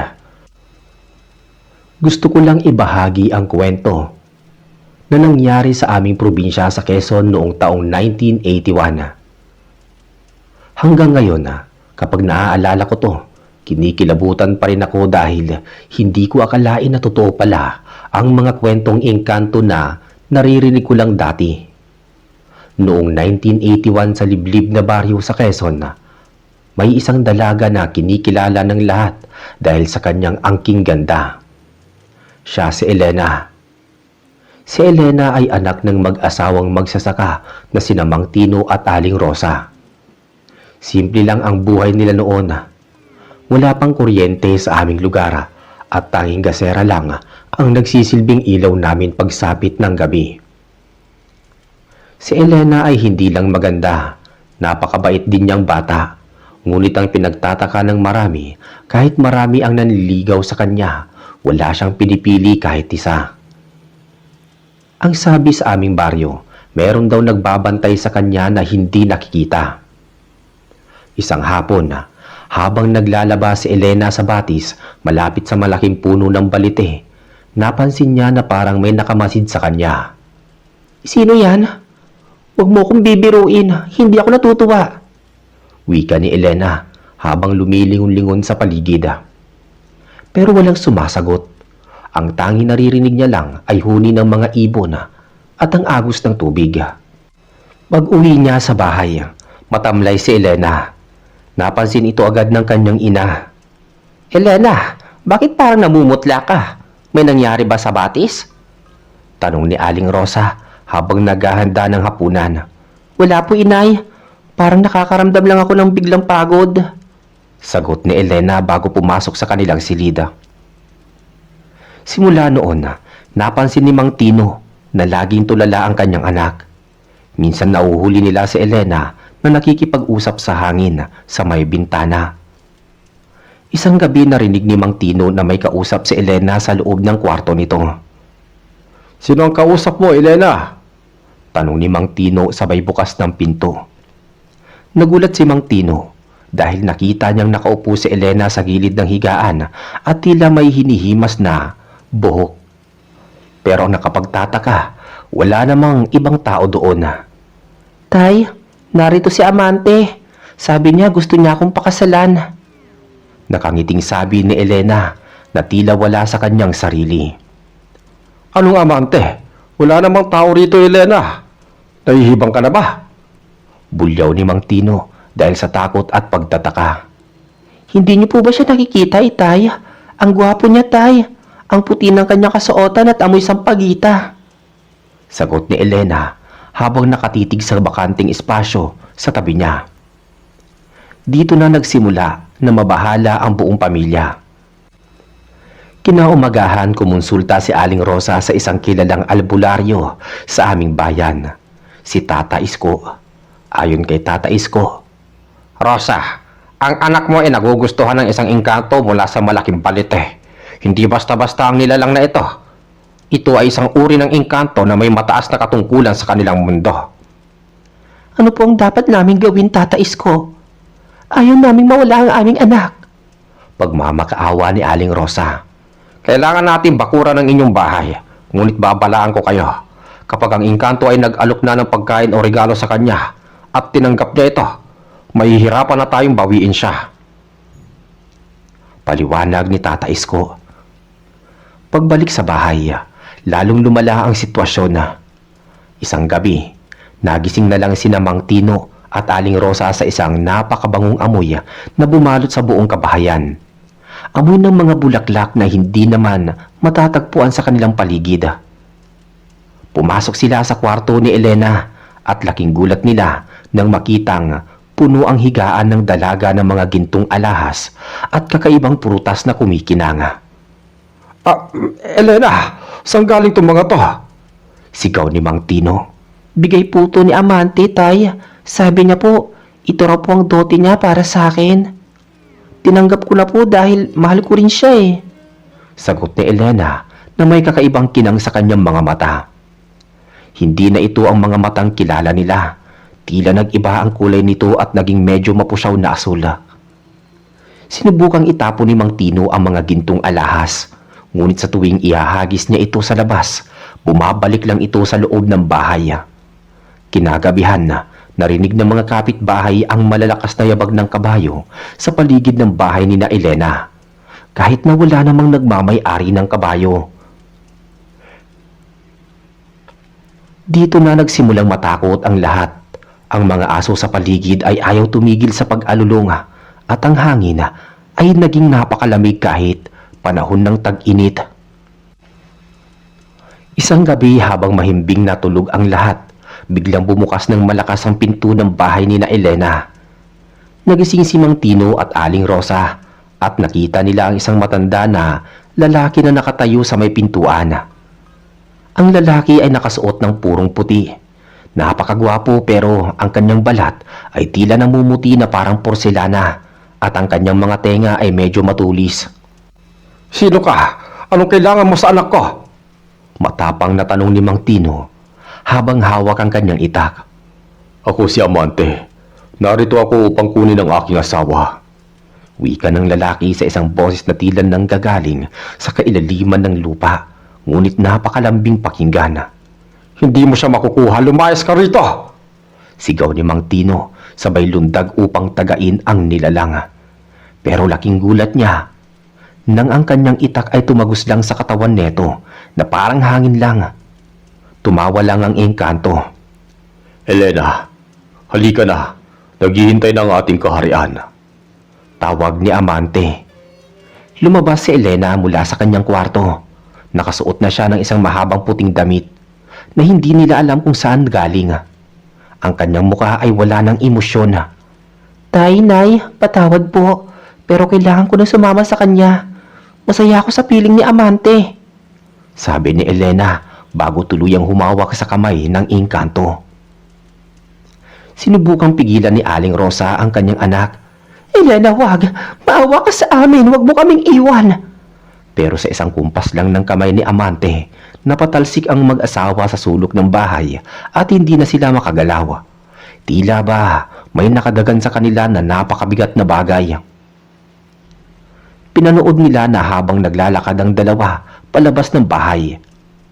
Ang mga bakas ng paa ni Elena sa lupa ay unti-unting nawawala at ang paligid ay napuno ng puting hamog.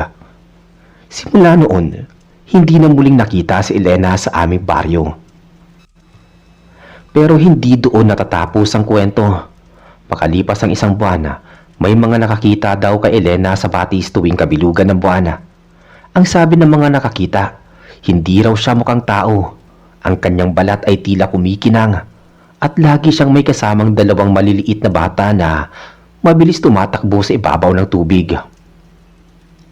Isang araw, nagpasya si Mang Tino na bumalik sa batis kung saan huling nakita si Elena.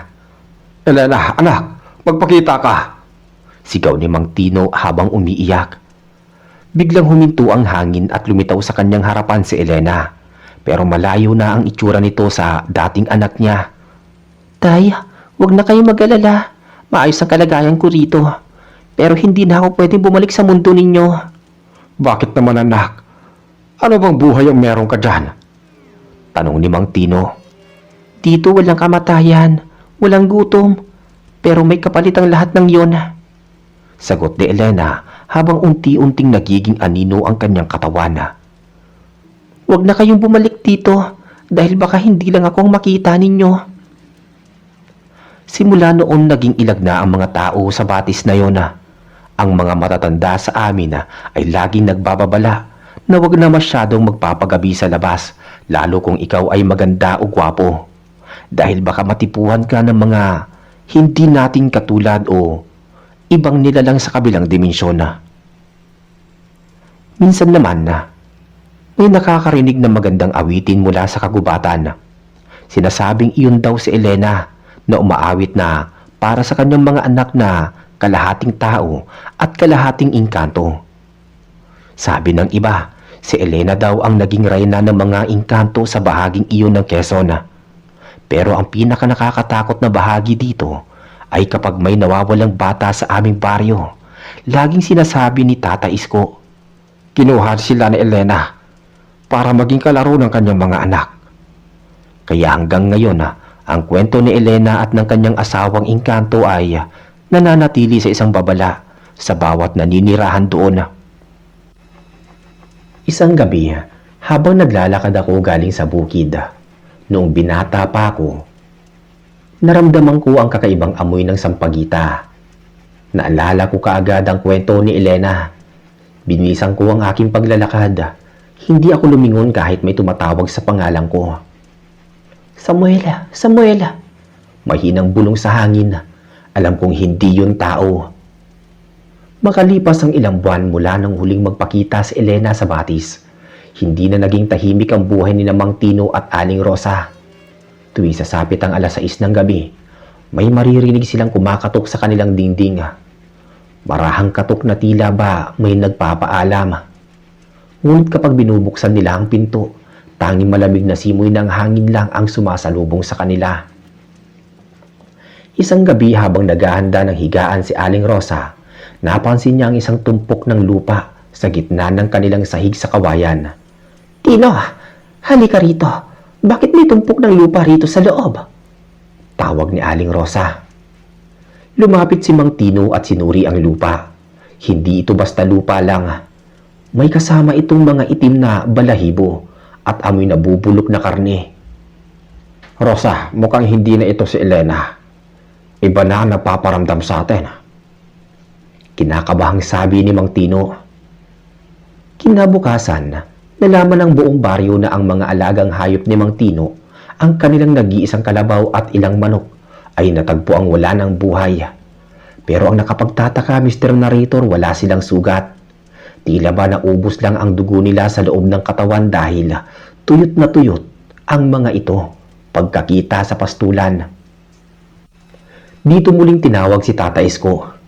Pagdating ng albularyo sa tapat ng bahay ni Mang Tino, huminto ito at hindi agad pumasok. Tino, Rosa, huwag na kayo matulog sa loob ng bahay na ito ngayong gabi. Seryosong babala ni Tata Isko habang nakatingin sa may bubungana. Bakit po, Tata Isko? Anong meron? Tanong ni Aling Rosa. Ang engkantong na pangasawa ng anak ninyo ay hindi nag-iisa. Nagalit sila dahil sa pagtatangka ninyong bawiin si Elena noong nakaraan. Ang dala ninyong itak sa batis, Tino, ay tinuturing nilang paghamon. Paliwanag ng matanda. Ang mga namatay ninyong hayop ay alay lang. Simula pa lang yan. Sinunod ni Mang Tino ang babala. Natulog sila sa bahay ng kanilang kamag-anak sa kabilang kanto. Pero bandang madaling araw, isang malakas na hiyaw ang narinig sa buong baryo. Galing ito sa direksyon ng bahay ni Mang Tino. Pagsugod ng mga kalalakihan kasama na ako doon. Nakita naming nagliliyab ang kanilang bahay. Pero ang apoy ay hindi kulay kahil. Ito ay kulay asul na tila sumasayaw sa hangin. Sa gitna ng apoy may nakita kaming isang figura. Isang babaeng mahaba ang buhok, nakasuot ng puti at nakatayo lang sa gitna ng nagbabagang kawayan. Elena! Sigaw ni Aling Rosa. Lumingon ang babae. Hindi na siya ang magandang si Elena na kilala namin. Ang dalagang muka ay maputla na parang papel at ang kanyang mga mata ay purong itim, walang puti. Ngunit siya. Pero ang kanyang mga ngipin ay matutulis na parang sa patinga.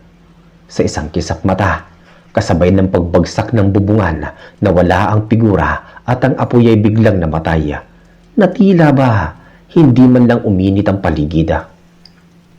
Hindi na yan ang anak ninyo. Iyan ay isang hukluban na nag-anyong Elena upang kuhain ang inyong loob. Wika ni Tata Isko. Dahil sa takot, nagpasya ang mga opisyal ng baryo na magdaos ng pagdasal at pag-alay. Nagkatay sila ng baboy at nilagay ang mga pagkain sa paanan ng malaking balite malapit sa batis. Ako ang isa sa mga nagbuhat ng alay noon, Mr. Narrator. Habang naglalakad kami patungo sa batis, pakiramdam ko ay may libu-libong mga matang nakatingin sa amin mula sa taas ng mga puno. Pagdating namin sa balite, biglang tumahimik ang paligid. Kahit ang huni ng kuliglig ay nawala. Inilapag namin ang pagkain. Tanggapin ninyo ang alay na ito. Hayaan ninyo mamuhay ng payapa ang mga tao rito. Usal ng kapitan ng baryo. Biglang may nahulog na isang pirasong gintong barya sa gitna ng aming alay. Pagtingala namin, nakita namin ang isang batang lalaki. Siguro mga 7 taon ng edad. Nakaupo sa isang sanga ng balite. Ang bata ay napakagwapo, parang anghel. Pero ang kanyang mga binti ay balbon. At ang kanyang mga paa ay baliktad. Ang mga daliri ay nakaharap sa likod. Sabi ni Ina, hindi niya kailangan ng pagkain ninyo. Ang gusto niya ay ang kanyang ama. Sabi ng bata sa isang boses na parang matanda. Lahat kami ay napatras. Si Mang Tino ay napaluhod sa takot. Ano kailangan niyo sa akin? Tanong ni Mang Tino. Kailangan ka ni Ina para maging bantay sa pintuan ng aming kaharian. Masyado na siyang malungkot. Sagot ng bata bago ito tumalon pataas at biglang naglaho sa loob ng makapal na dahon ng balite. Simula nung araw na yon, nagbago si Mang Tino. Naging ulyanin siya at laging nawawala sa gubat. Hahanapin namin siya at makikita namin nakatitig lang sa puno o kaya ay kumakain ng mga ligaw na bunga na nakakalason para sa tao. Pero para sa kanya, tila wala lang. Isang hapon na habang naglalakad si Mang Tino sa gilid ng batis, nakita siya ni Aling Rosa. Sinubukan siyang tawagin ni Aling Rosa. Tino, umuwi na tayo, madilim na. Lumingon si Mang Tino pero ayon kay Aling Rosa, ang kanyang asawa ay tila nakatulala sa isang bagay sa likuran niya. Rosa, tingnan mo napakaganda ng palasyo. Sabi ni Mang Tino habang tinuturo ang batis. Sa paningin ni Aling Rosa, wala namang palasyo doon. Tubig lang at mga bato. Pero kay Mang Tino, tila may isang malaking pintuang ginto na bumubukas sa gitna ng sapa. Naglakad si Mang Tino patungo sa malalim na bahagi ng batis. Tino, wag! Malulunod ka!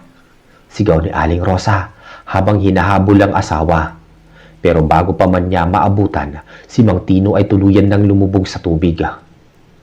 Nakakapangilabot, Mr. Narrator. Hindi lumitaw ang katawan niya. Walang bula, walang agos na malakas. Tila ba nilamon lang siya ng tubig at naglaho na parang bula. Ilang araw ang ginawang paghahanap ng mga diver mula sa kabayanan. Pero kahit isang pirasong damit ni Mang Tino, walang nahanap.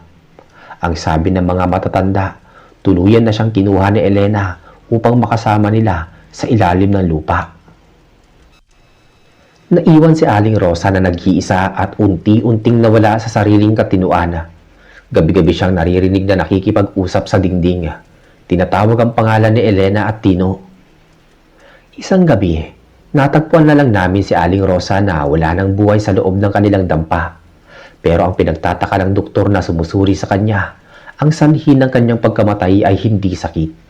Ang sabi ng doktora, tila ba tumigil ang puso niya sa sobrang saya. Nakita namin si Aling Rosa na may hawak ng ngiti sa labi. Ang kanyang palad ay may hawak siyang isang sariwang bulaklak ng sampagita. Isang bulaklak na hindi naman namumukadkad sa panahong iyon sa aming lugar. Doon na naniwala ang baryo na ang pamilya ni na Elena ay kinuha ng lahat ng mga engkanto. Pero hindi pa doon natatapos ang lahat. Dahil pagkatapos ng pamilya nila, ang mga bata naman sa baryo ang nagsisimulang makakita sa magandang dalaga sa batis. May isang bata, si Lito, na nakaligtas sa tangkang pagkuha sa kanya. Kwento ni Lito, naglalakad lang po ako malapit sa sapa nang makita ko si Ate Elena. Binigyan niya ako ng isang kulay pulang prutas. Noong kakainin ko na, may narinig akong boses ng lalaki na sumisigaw na wag.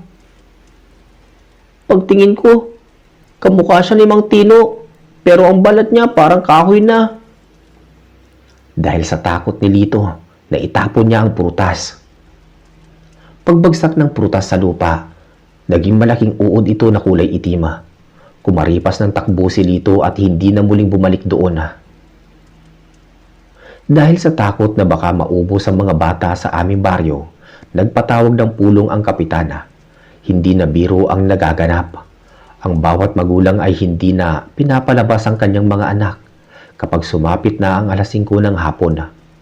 Pero ang mga engkanto, Mr. Narrator, tila lalong naging agresibo dahil nakuha na nila ang buong pamilya nila Elena. Hindi na natin kailangan ng punong yan. Kailangan na yan sunugin dahil yan ang lagusan nila. Sigaw ng isang kanayon namin na si Mang Karding. Sinubukan silang pigilan ni Tata Isko. Karding, wag. Ang baliting yan ay hindi ng puno. Iyan ay isang pintuan. Kapag sinira nyo ang pintuan nang hindi sila nagpapaalam, sa loob ng mga bahay nyo sila lalabas. Babala ng matanda, pero dahil sa buso ng galit at takot, hindi sila nakinig. Bitbit ang mga sulong, mga itak at galong-galong gas. Sumugod ang mga kalalakihan sa batis. Kasama ako noon, Mr. Narrator, pero nasa likuran lang ako dahil may kaba sa dibdib ko. Pagdating namin sa balite, ang paligid ay napakatahimik.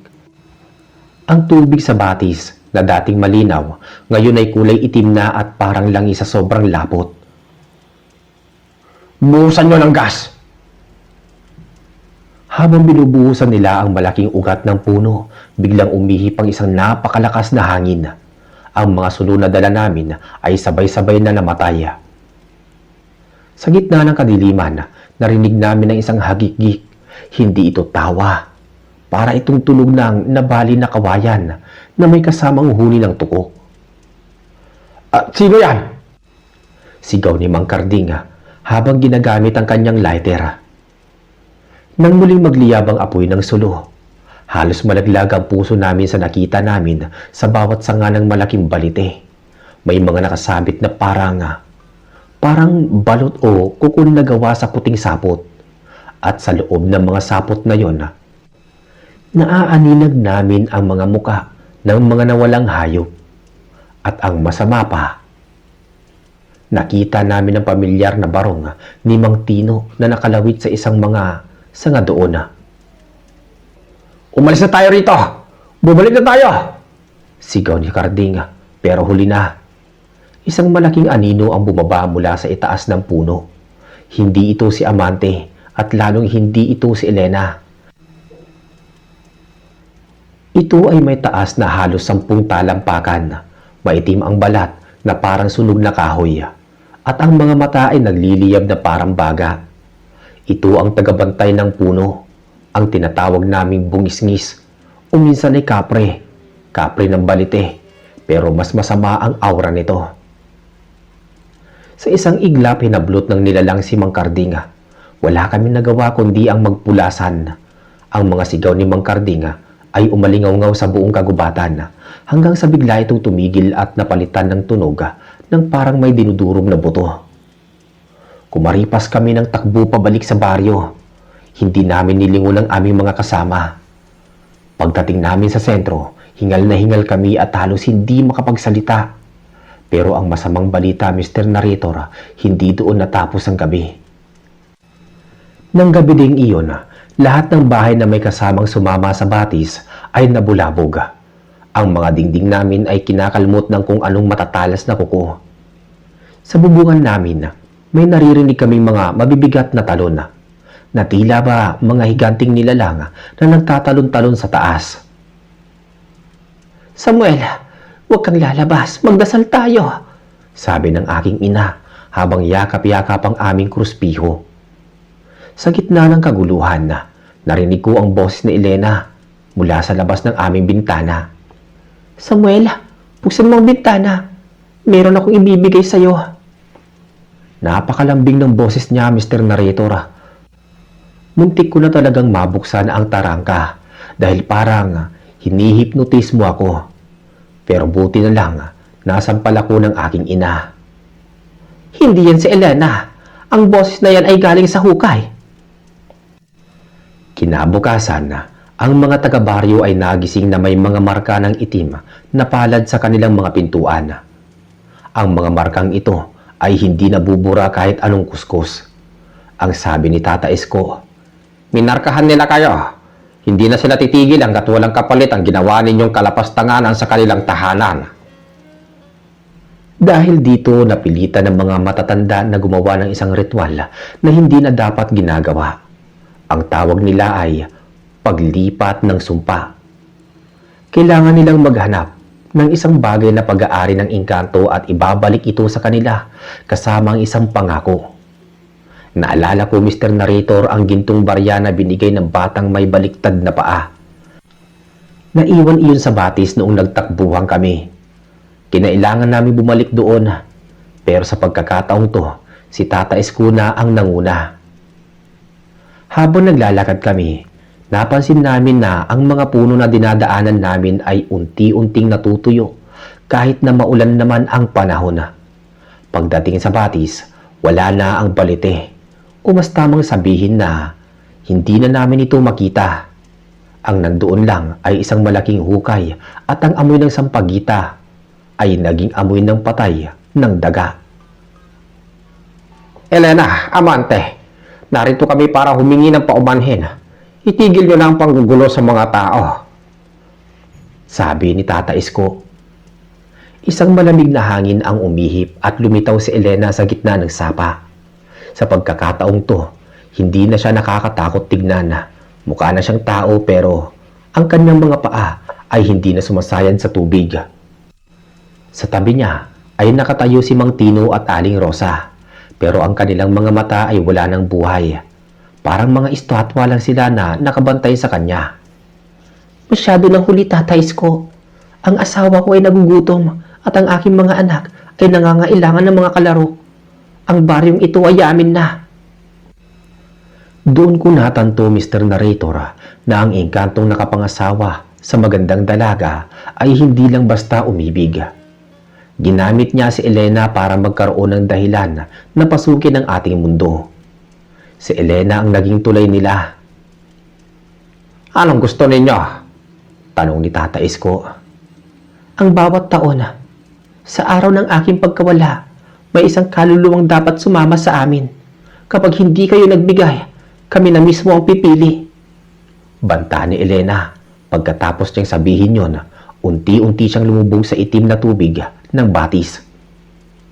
Simula noon tuwing sasapit ang anibersaryo ng pagkawala ni Elena, may isang tao sa aming baryo ang nawawala o kaya ay namamatay sa hindi mapaliwanag na dahilan. Minsan, makikita na lang silang nakalutang sa batis o kaya ay natatagpo ang nakatitig sa bakanting espasyo hanggang sa malagutan ng hininga. Noong taong iyon, may isang mag-asawang bagong lipat sa aming baryo. Galing sila sa Maynila at nagtayo sila ng isang maliit na tindahan malapit sa elementarya. Ang pinagtataka ng lahat, Mr. Narrator, ay ang kanilang kaisa-isang anak na si Lian. Si Lian ay napakaganda. Paputi, mahaba ang buhok at laging may amoy sampagita. Ngunit ang kakaiba sa kanya, kahit tanghaling tapat, ay napakalamig ng kanyang balat at hinding-hindi siya nakikitang kumakain sa kantina ng paaralan. Isang araw, ang guro na si Miss Clara ay napansin na si Lian ay lagi nakatitig sa bakanting upuan sa kanyang tabi. Lian, bakit lagi kang nakatingin dyan? May kausap ka ba? Ngumiti lang si Lian, isang ngiti na hindi mo malaman kung nananakot o natutuwa. Narito po si Ate Elena, ma'am. Sabi po niya, gusto niya raw po kayo makilala dahil ang ganda raw ng inyong buhok. Sagot ng bata. Nabitawan ni Miss Clara ang tiyok.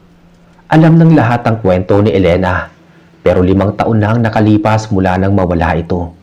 Paanong makikilala ng isang batang bagong lipat ang isang tao nga matagal nang wala? Kinahapunan, habang nagliligpit si Miss Clara ng mga gamit, naramdaman niyang biglang bubigat ang hangin sa loob ng silid-aralan. Lumingon siya at nakita niya si Lian na nakatayo sa may pintuan, kasama ang isang babaeng nakasuot ng puting damit. Ang babae ay nakatalikod, pero ang buhok neto ay abot hanggang sa higa. Lian, sino ang kasama mo? Bawal lang bisita sa loob. Sabi ni Miss Clara kahit nanginginig ang kanyang tuhod. Dahan-dahang lumingon ang babae. Mr. Narrator, hindi raw makalimutan ni Miss Clara ang nakita niya. Ang mukha ng babae ay mukha nga ni Elena, pero ang kalahati ng kanyang mukha ay tila nabubulok na kahoy na may mga gumagapang na uod na kulay ginto. Salamat sa paghahalaga sa aking anak. Bulong ng babae bago sila sabay na naglaho sa isang kisap mata. Kinabukasan, hindi na pumasok si Miss Clara. Natagpuan siya sa kanyang bahay na nagsusuklay ng kanyang buhok, pero ang buhok niya ay unti-unting nalalagas at napapalitan ng mga dahon ng balite. Doon na namin naintindihan na si Lia na isa sa mga anak ni Elena na ipinadala sa aming baryo. Dahil sa takot, nilayuan ng mga taga-baryo ang pamilya ni Lian, pero hindi mo sila mapapaalis dahil legal silang nakatira doon. Isang gabi na isipan ng ilang kalalakihan na sunugin ang tindahan ng pamilya ni Lian para tuluyan na silang lumayas. Dala muli ang mga sulo. Pinalibutan nila ang bahay. Lumabas kayo dyan! Mga kampo ng kadiliman! Sigaw ng mga lalaki. Biglang bumukas ang pinto. Lumabas ang ama ni Lian pero hindi na ito ang lalaking kilala namin. Ang kanyang katawan ay tila naging isang malaking punong kahoy at ang kanyang mga braso ay naging mahabang sanga. Binalaan na kayo ni Elena. Wika ng nilalang. Sa isang iglap, ang mga sanga ay humaba at pumulupot sa leeg ng mga kalalakihan. Narinig namin ang lagutok ng mga buto. Walang nakaligtas sa mga sumugod na iyon. Ang mga bangkay nila ay hindi nahanap. Ang sabi ng mga nakakita, ang mga katawan nila ay laging bahagi at naging bahagi ng mga poste ng bahay ni Lian. Simula noon wala nang nangahas na lumapit sa bahay na yon. Ang tindahan ay nananatiling bukas pero wala namang bumibili. Ang mga paninda doon, mga dilata at candy. Napansin naming hindi kailanman nagkakaroon ng alikabok ang mga to at laging bago ang itsura kahit ilang taon na ang lumilipas. Isang gabi, habang ako ay naglalakad pa uwi, napadaan ako sa tapat ng bahay nila. Nakita ko si Elena na nakaupo sa tumba-tumba sa balkonahe. Karga-karga ang isang sanggol. Ang sanggol ay walang balat, purong laman lang na kulay pula. Pero si Elena ay masayang kinakantahan ito ng uyayi. Tumingin siya sa akin. Sa pagkakataong to, hindi ako tumakbo. Tila ba may puwersang nagpako sa akin sa kinatatayuan ko. Samuel, huwag ka matakot. Hindi ka namin sasaktan basta marunong kang rumispeto. Ang mga namatay ay mga taong gustong sumira sa aming katahimikan. Bakit niyo ito ginagawa, Elena? Bakit kailangan niyo pang bumalik dito? Dahil ang mundong ito at ang mundo namin ay iisa lang. Pinaghiwalay lang ng inyong takot. Pero darating ang panahon, ang batis, ang gubat at ang baryong ito ay magiging isang kaharian ng aking mahal na asawa. Sagot niya bago siya unti-unting naging anino at pumasok sa loob ng bahay. Dito ko napagtanto, Mr. Narrator, na ang kasal ng isang tao at engkanto ay hindi lang tungkol sa pag-ibig. Ito ay isang plano para sakupin ang aming lupain. Ang mga anak ni Elena ay mga tagapagtanim. Bawat lugar na puntahan nila, nagiging lagusan ng mga maligno. Noong panahong yun, ang bati sa aming lugar ay tuluyan ng natuyo. Pero ang pinagtataka namin, kahit tuyo na ang sapa, maririnig mo pa rin ang tunog ng agos ng tubig tuwing gabi. At kapag sinusubukan mong tignan ang ilalim ng tuyong sapa, makikita mo ang kumikinang na bato na parang mga mata na kumukurap sa'yo. Nagkaroon din ng mga ulat na ang mga dalaga sa karatig baryo ay nagsimula na ring mawala. Ang sabi-sabi, si Amante, ang asawa ni Elena, ay naghahanap pa ng iba pang mapapangasawa para sa kanyang mga kamag-anak na engkanto. Ang dote nila na ibinibigay ay hindi na lang ginto, kundi mga pangakong buhay na walang hanggan sa ilalim ng kanilang palasyo. Samantala, isang matandang babae sa amin, si Lola Basyang, ang nagsabi ng, ang ganda ni Elena ang naging pahain ngayon para makapasok sila. At kapag nangyari yon, wala nang makakapigil sa kanila. Isang hapon nakita ko si Tata Isko na nag-iimpake na rin. Aalis ka, Tata Isko? Tanong ko. Samuel, wala na tayong laban. Ang lupaing ito ay hindi na sa atin. Pakinggan mo ang hangin. Sabi niya. Pinakinggan ko ang hangin. Hindi na ito huni ng ibon o kalansing ng mga dahon. Ang naririnig ko ay libu-libong boses na bumubulong sa mga salitang hindi ko maintindihan. Mga boses na tila nagtatawanan at nagdiriwang. Ang kasalan ni Elena at ng engkanto ay simula pa lang ng mahabang gabi para sa ating lahat. Huling sabi ni Tata Isko bago siya tuluyang lumisan. Matapos umalis ni Tata Isko, tila mas lalong dumilim ang langit sa paligid ng baryo kahit tanghaling tapat. Ang bahay ni Lian, ang anak ni Elena, ay nagmisentro ng lahat ng kakaibang ingay sa gabi. Isang gabi noon, hindi ako nakatiis.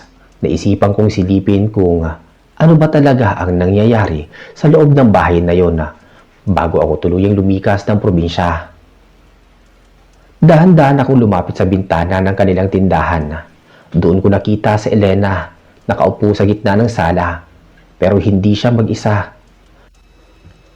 Kasama niya si Amante, ang engkantong asawa niya, na ngayon ay mas malinaw ko nang nakikita.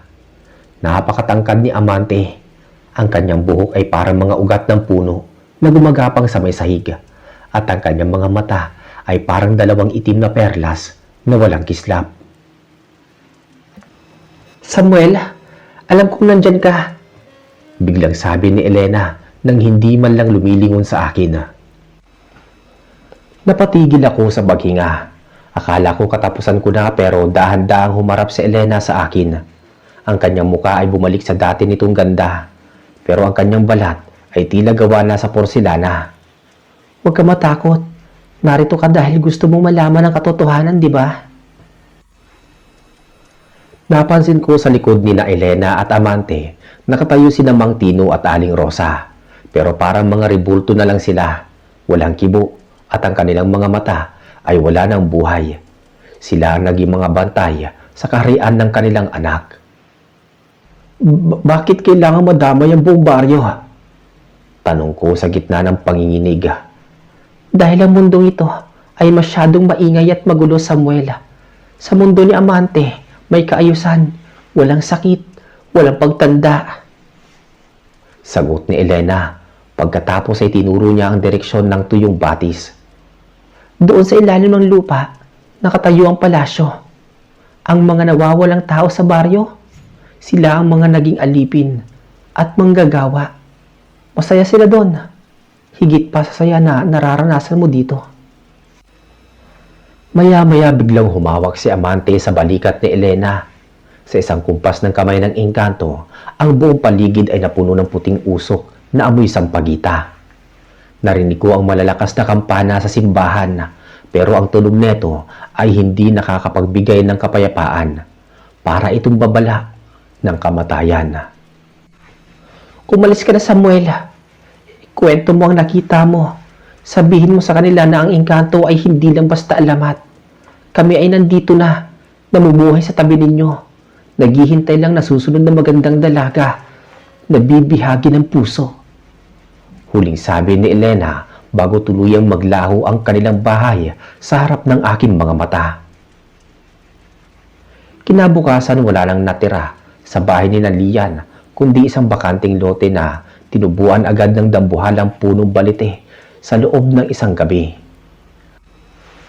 Ang mga taga-baryo na nakatira ay parang mga robot na naglalakad, walang maalala sa mga nagaganap. Ako na lang ang tanging nakakaalam ng buong katotohanan.